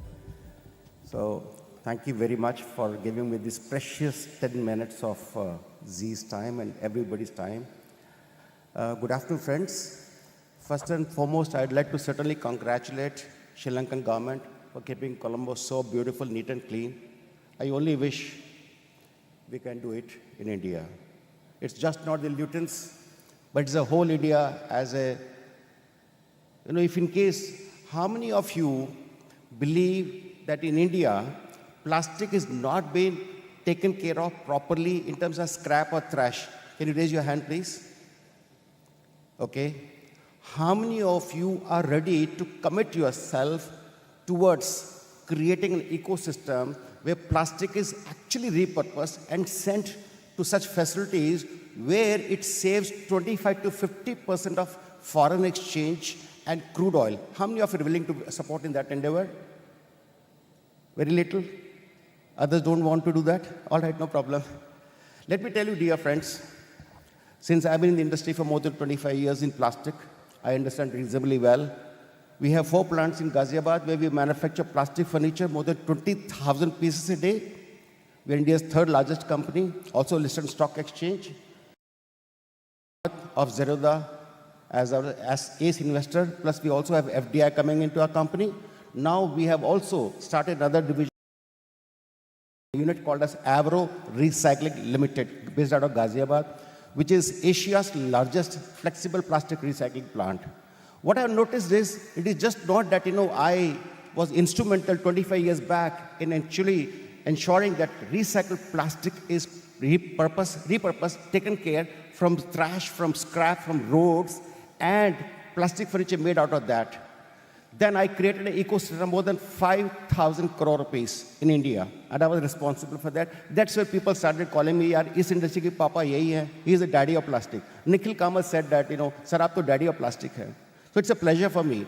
Today, when I realize that it is just not 5,000 crore, my country's problem is much more bigger. It is 2 lakh crore. 2 lakh crore of assets. I have absolute clear data.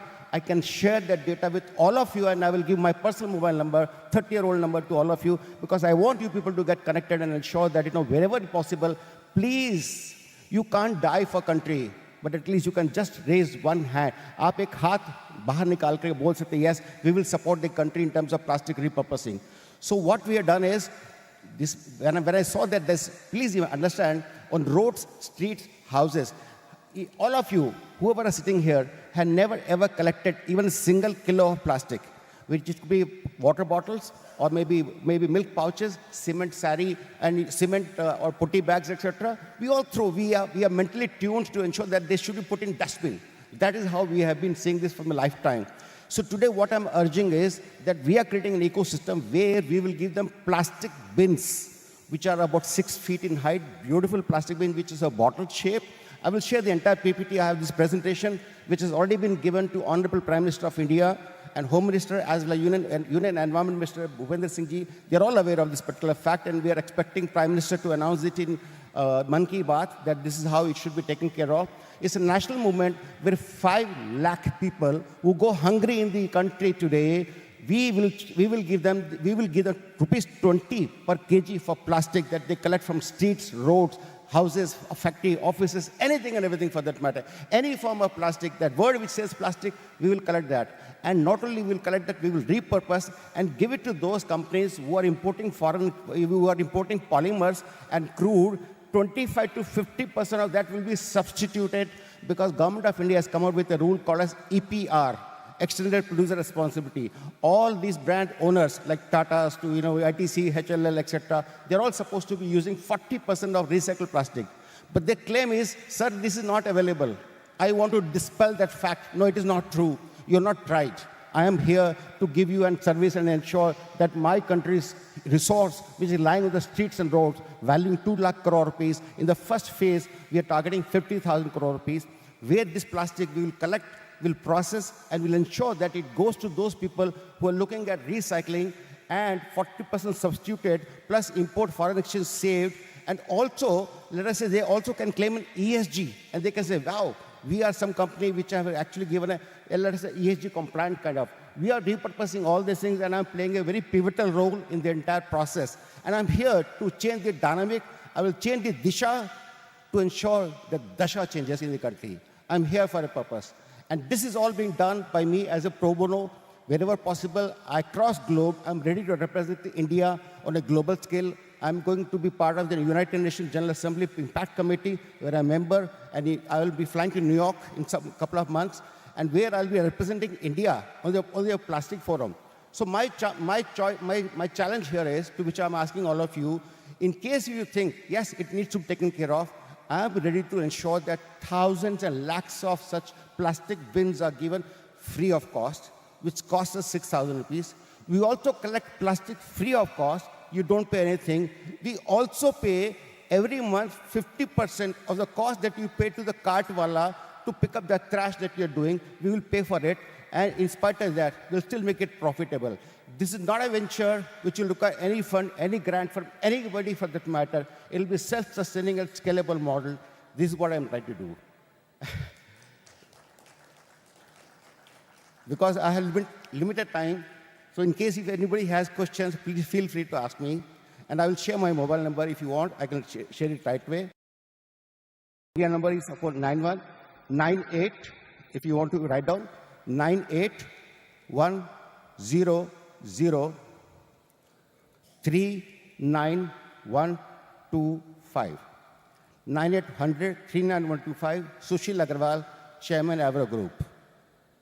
And we have a mission, sir, that is called Operation Shuddhi. I forgot to tell you about that. It's a huge mission. Under that, we are doing it. Yes, sir. Hello, sir. My name is Vishwajit Datta, as said before, Dr. Vishwajit Datta. We have a very small plastic, from plastic granules, we are making Paharpur plastic products. According to the, wo chhaaj bolte hai na, through that we make it. It's in Kolkata. It is a very profitable one. It was owned by Mr. Kheria one. He's now in Gujarat. And now we are owning it, Techno India Group.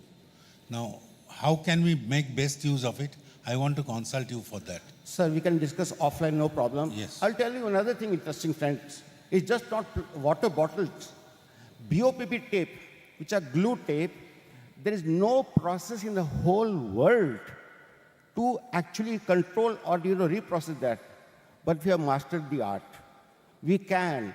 Hundreds and thousands of tons of plastic that gets wasted in the country. We know how to process it. We will do it. We will create wealth from waste. This is our purpose. And while doing so, I will serve my nation. I love my nation. मैं भारतवासी हूँ. मैं भारत को बहुत प्यार करता हूँ. मेरे हर खून का एक कतरा, एक बूंद मेरे पसीने की, मेरे देश के नाम, मेरे भारत के नाम. मैं कुछ भी करूँगा. I'll go to any extent. Yes, sir. Thank you, sir. Anybody else? Thank you, sir. I can go to colleges. I can also orient students. Sorry. My mouth has become very dry. So anyway, I'll just close it. Right. So thank you very much for listening to me. Thank you.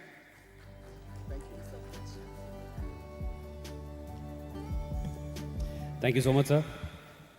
Pleasure hearing from you always. We'll now move on to our next panel. Now turn to our focused discussion on leadership, business, and inclusive growth with perspectives from both corporate and social impact sectors. And for that, we'd like to invite our panelists on stage. Please welcome on stage Krishan Balendra, Chairman of the Ceylon Chamber of Commerce, and John Kells Group. May we please have you on stage, sir? And we'd also like to invite Dr. Sulochana Sigera, Founder and Chairperson of the Women in Management. Please come on stage, ma'am. And again, Siddhant, my colleague, will take the discussion forward. Welcome on stage, ma'am, please.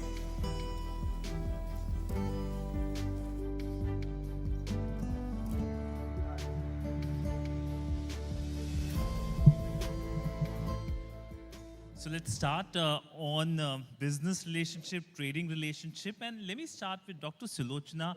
I would possibly like to know about, for a woman entrepreneur, how Sri Lanka is a place to start a business. Do you face difficulties, or this is a place where there are, no problems?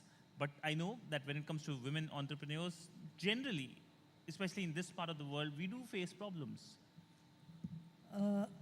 I bow on to everyone. First, I would say Sri Lanka does not have that question whether you're a woman or a man, but we do have cultural barriers.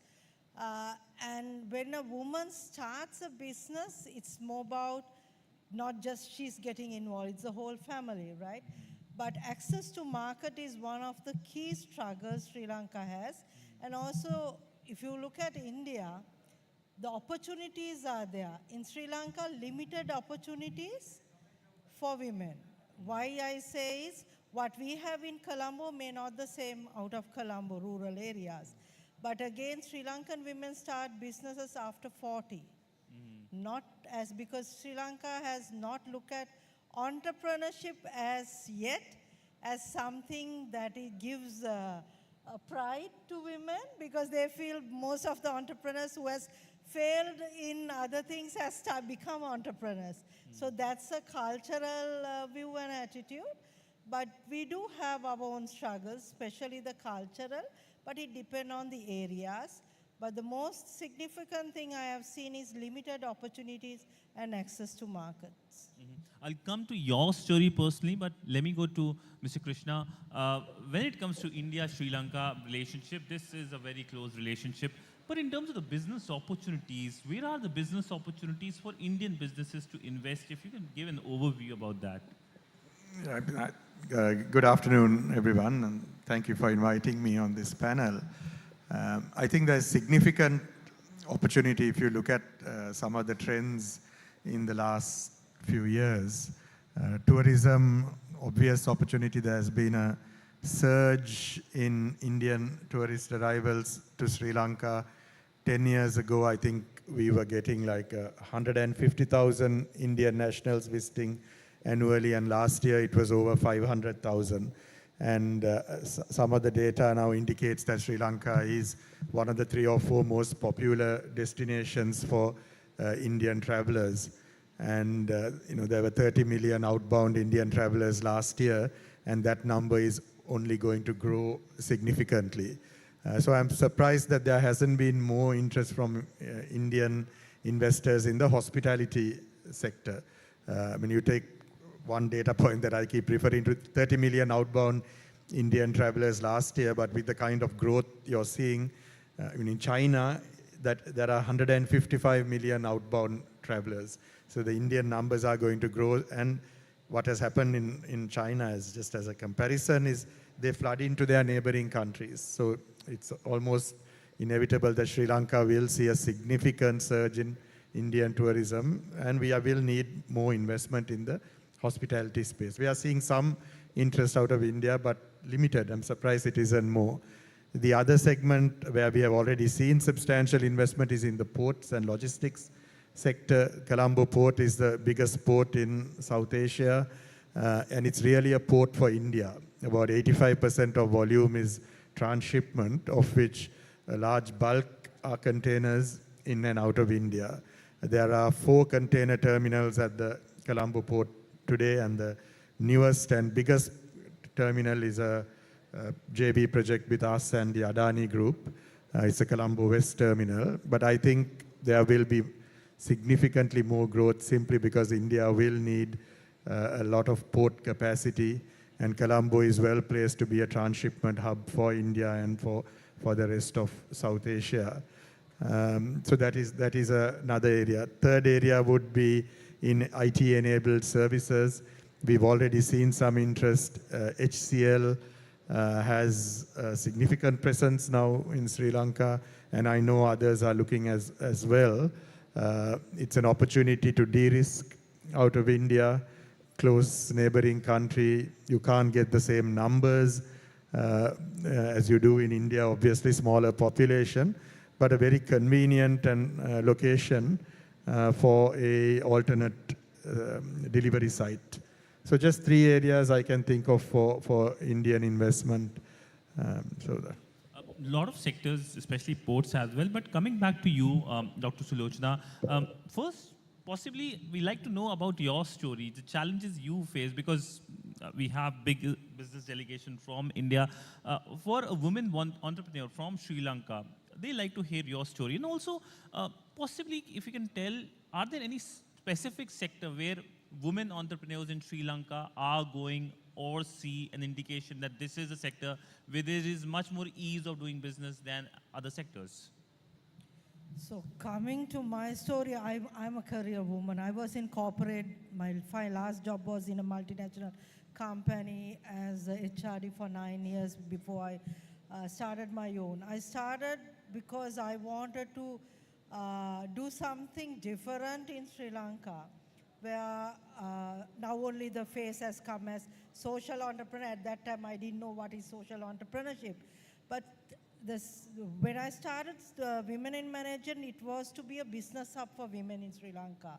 But never thought it will be in 7 countries, where 26 countries will be having my own brand there. But if it's put it back to Sri Lankan entrepreneurs, I think if we comparison with India, India has a scale. Sri Lanka has the, I would say, the integrity and also the smart hub, but service hub, where Sri Lanka can actually, Sri Lankan women entrepreneurs, I have told you in the beginning also, we have limited opportunities. And I think when the investor word comes, everyone thinks only about male invested. I think Sri Lankan women entrepreneurs can have Indian business women as investors. I think we are not looking at that blue ocean area for women. And that's where when investor forums are this thing, I'm so happy that we women have been involved in this, because that's where India, Sri Lanka can look it up. And also Sri Lanka has a huge, India has a huge market, but Sri Lanka is not looking at it, because we are looking at Sri Lanka as a shark rather than, I think Santosh said, we have to look at collaboration. That's really matters, and it's not. And as he said, the tourism, I would say the tourism integration matters a lot. We are very isolatedly doing tourism. And that's where the women can come in. And education tourism is one of the keys.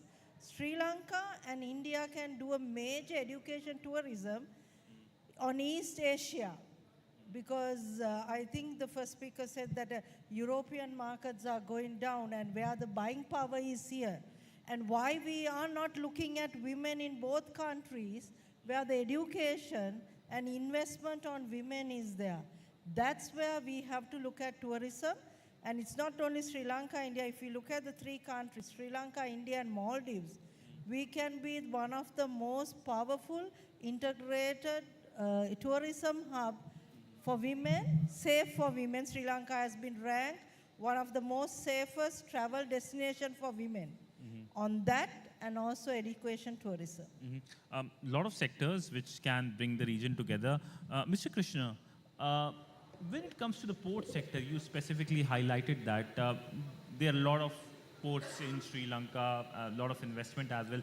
But do you think that past examples or experiences might have deterred the Indian investors, and there might be still little bad blood left, and that is why the Indian investors might be thinking that policy change or perhaps some experience that from Sri Lanka, that they're still not very perhaps optimistic or very over optimistic about investment in port sector especially? Actually, in the port sector, we don't have many ports. There are 2 big ports. The port in Hambantota in the deep south is really mainly a bulk port. It's not for container handling, although it has some container handling capacity which is growing. In the Colombo port, there are 4 terminals, all in the Colombo port. One is operated by the government. One is the first private investment with John Keel's and APM terminals. And then there is a terminal owned by China Merchant. And then the recent one, which I referred to, between John Keel's and the Adani Group, the Colombo West Terminal.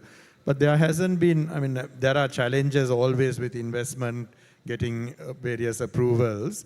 But there hasn't been, with regard to the port terminal investments, there hasn't been changes. Once the concessions are granted, there hasn't been inconsistency. I think it's more around just in general policy changes overall with various investments and tax changes that have happened in an ad hoc way over the years, which has been a little frustrating for investors. But in the port terminal segment, there hasn't been that kind of inconsistency. How do you see Trincomalee as well? Because this is something that is much talked about. We have the farm as well, which is being looked by the Indian side. Yeah, I mean, I think it has a lot of potential. It's a natural deep water port as well, like the Colombo port. Colombo port, if you develop Trincomalee, it can cater to the east coast of India, while Colombo can cater to the west coast. So today the feeder vessels will have to circle around Sri Lanka, and if you're taking a container to an eastern port in India.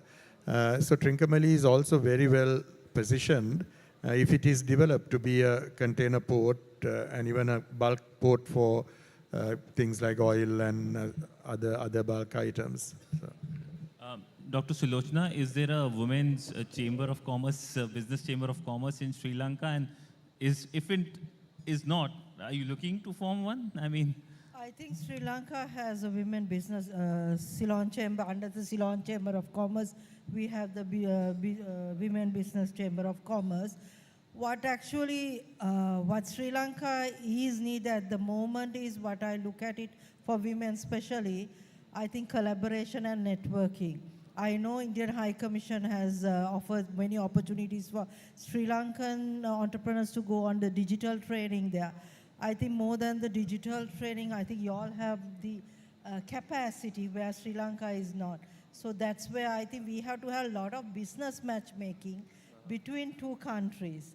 And also ensuring that, duty-free, as Dr. Harsha also said, I would say it's something that we have to be unique, because if we can at least come up with, for SMEs in both countries, for women-led SMEs, to start with duty-free, empowering and getting more women into entrepreneurship, that will open a huge opportunity for both countries, because the world is more focusing on the buying power of women, right? I always say, think for a moment, whether country will stop if men stop working for one day or if women stop buying for one day, right?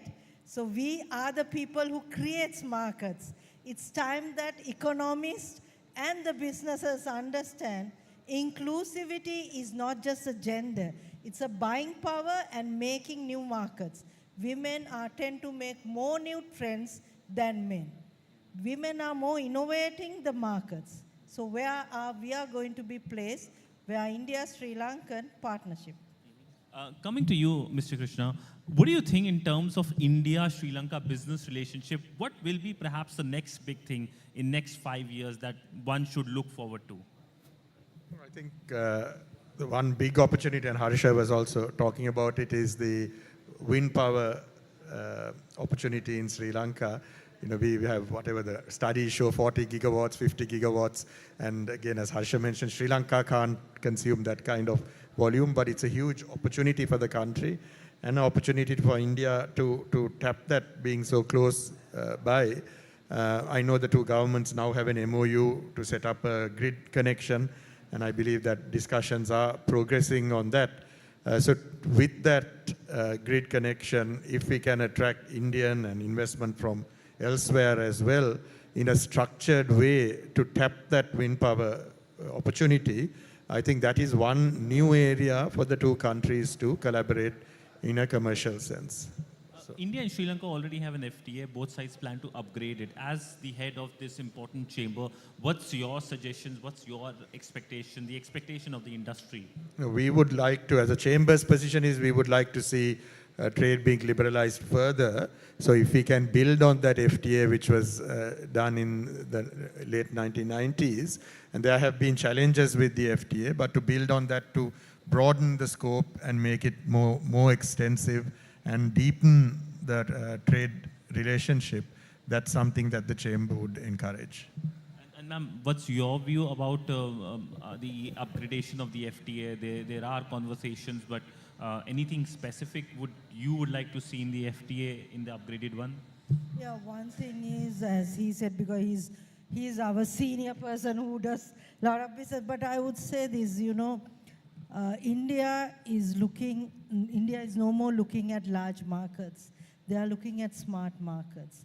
And one of the key things Sri Lanka is failing is to give on a very credential policies that will not change whichever the government comes. I think all the governments of Sri Lanka has failed on have a stability on the policies we have put. The moment we put policies right, because Sri Lanka need to have investors, we don't need to look at more. I think India is the best country for us to look at. That is where I think we have to look at it, and that can make a huge difference for Sri Lanka and also our ports and also our airports. We are in a, as Dr. Harsha said, we are the one of the unique session. I think we are not using that to market us.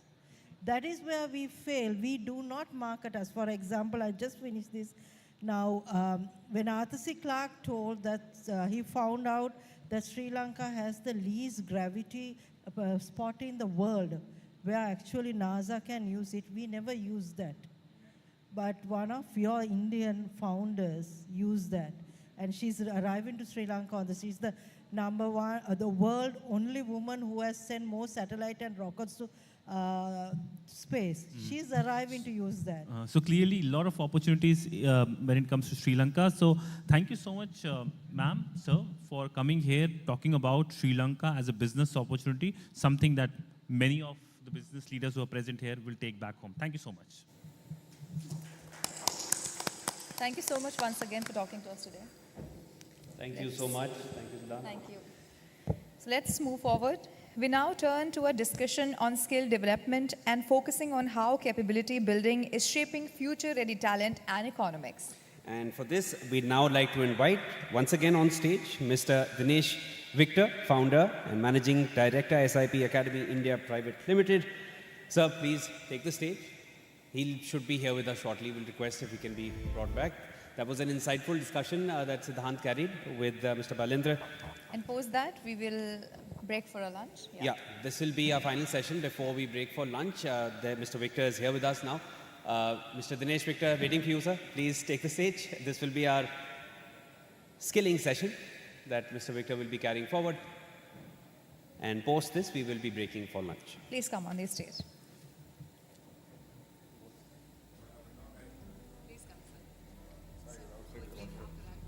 5 minutes, right?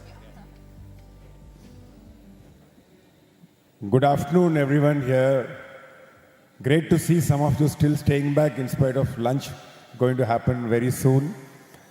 So I actually had prepared a longish speech, but I don't think we have time. So I'm going to speak to you about something I would say something very relevant for each of you, which is about global competitiveness and skill development.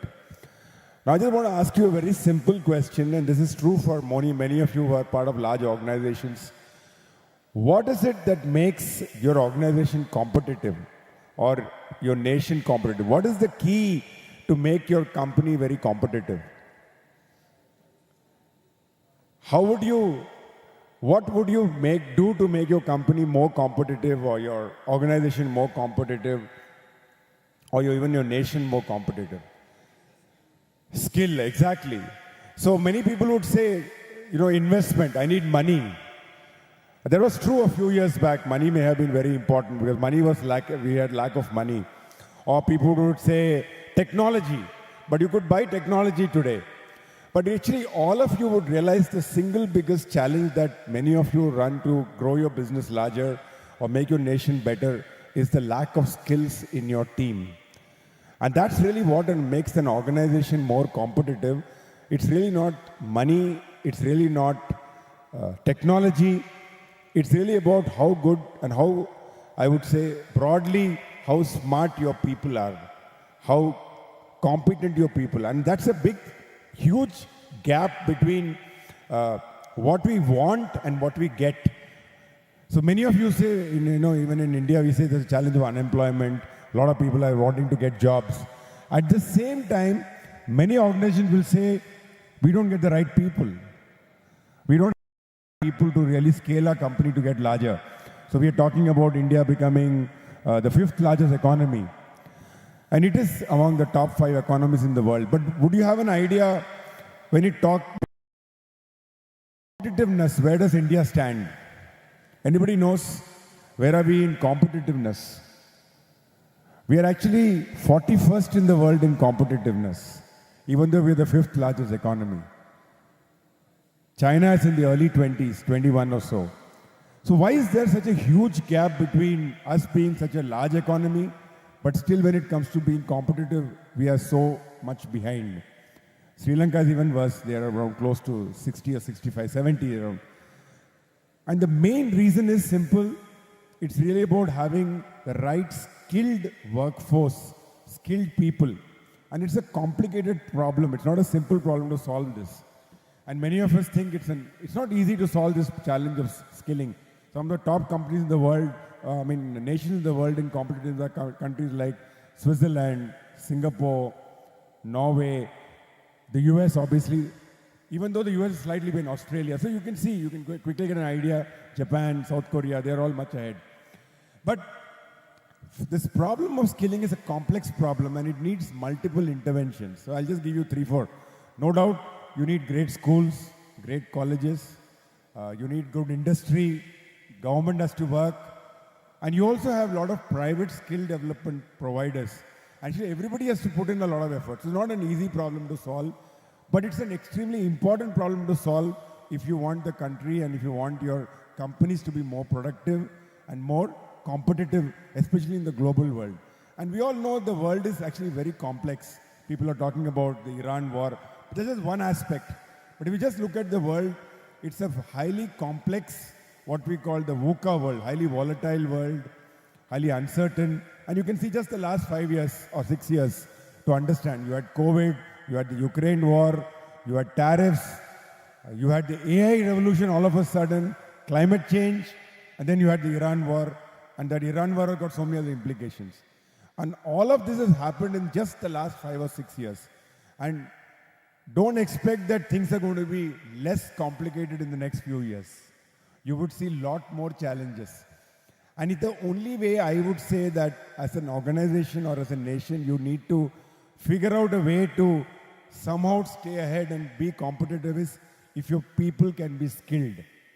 And it's really hard. And when you talk about skills, we're talking about what we call higher order thinking skills. And I'll just give you names of some of those skills. It's about clarity of communication. It's about critical thinking, collaboration, creativity. And all these are not easy skills to develop in your team overnight.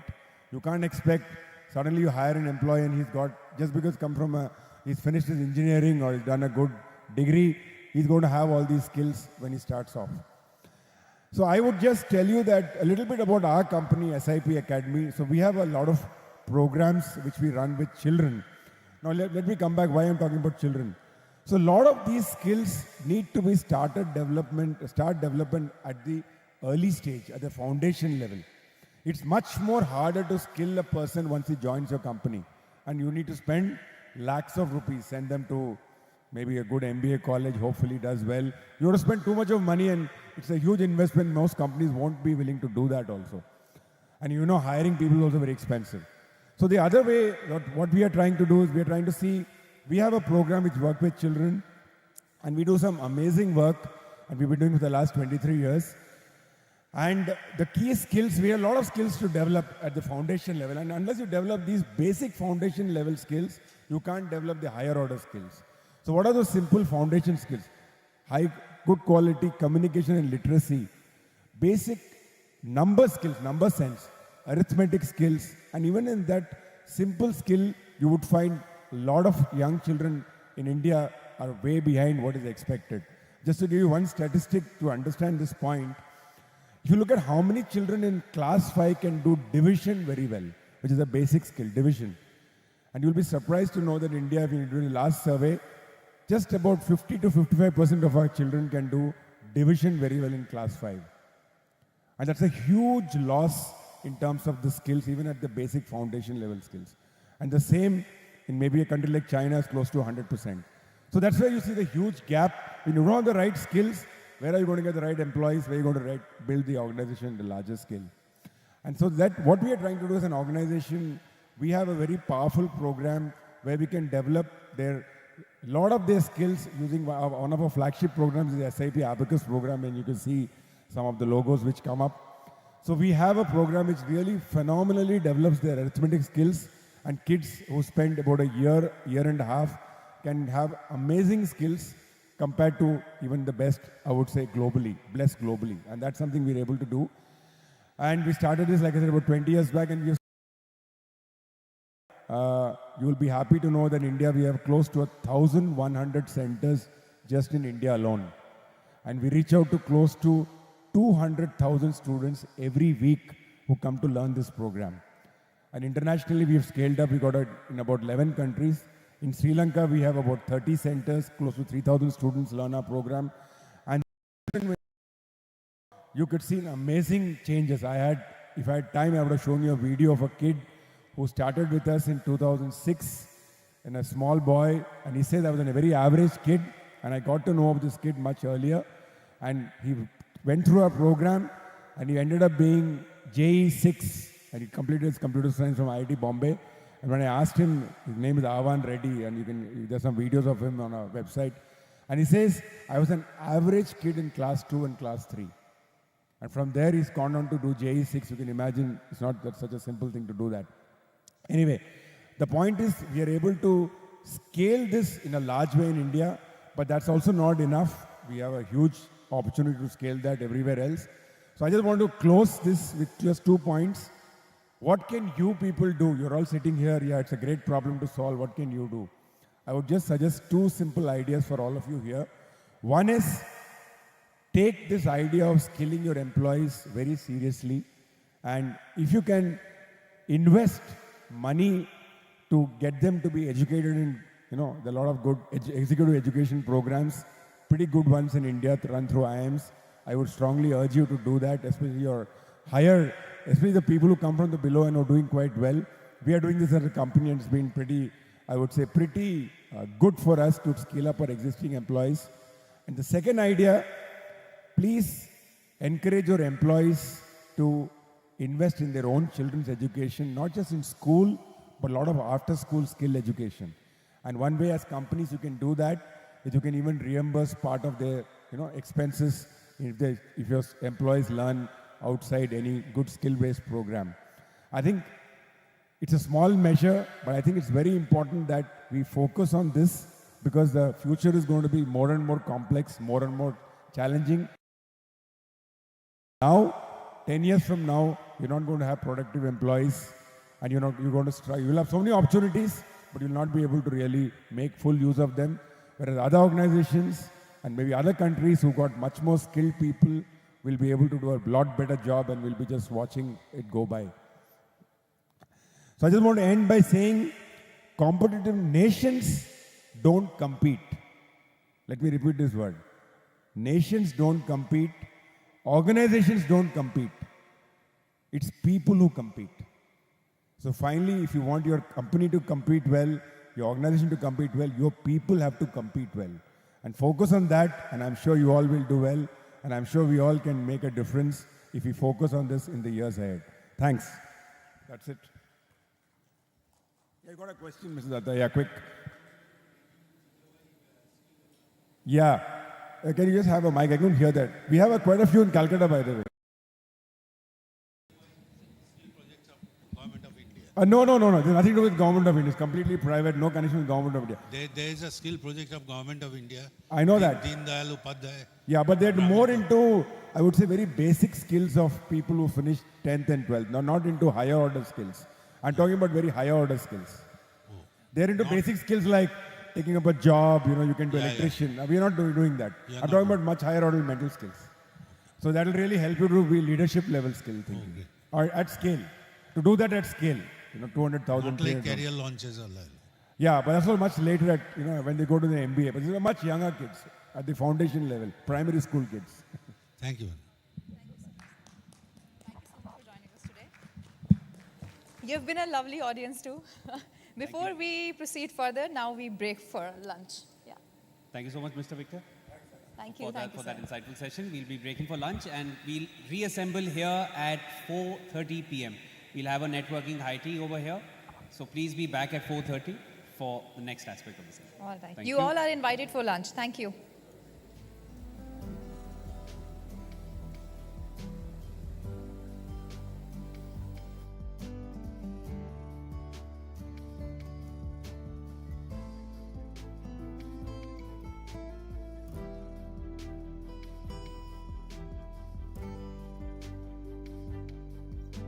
Distress signals, wildfires, droughts, and melting glaciers. Can we reverse the damage? Explore the harrowing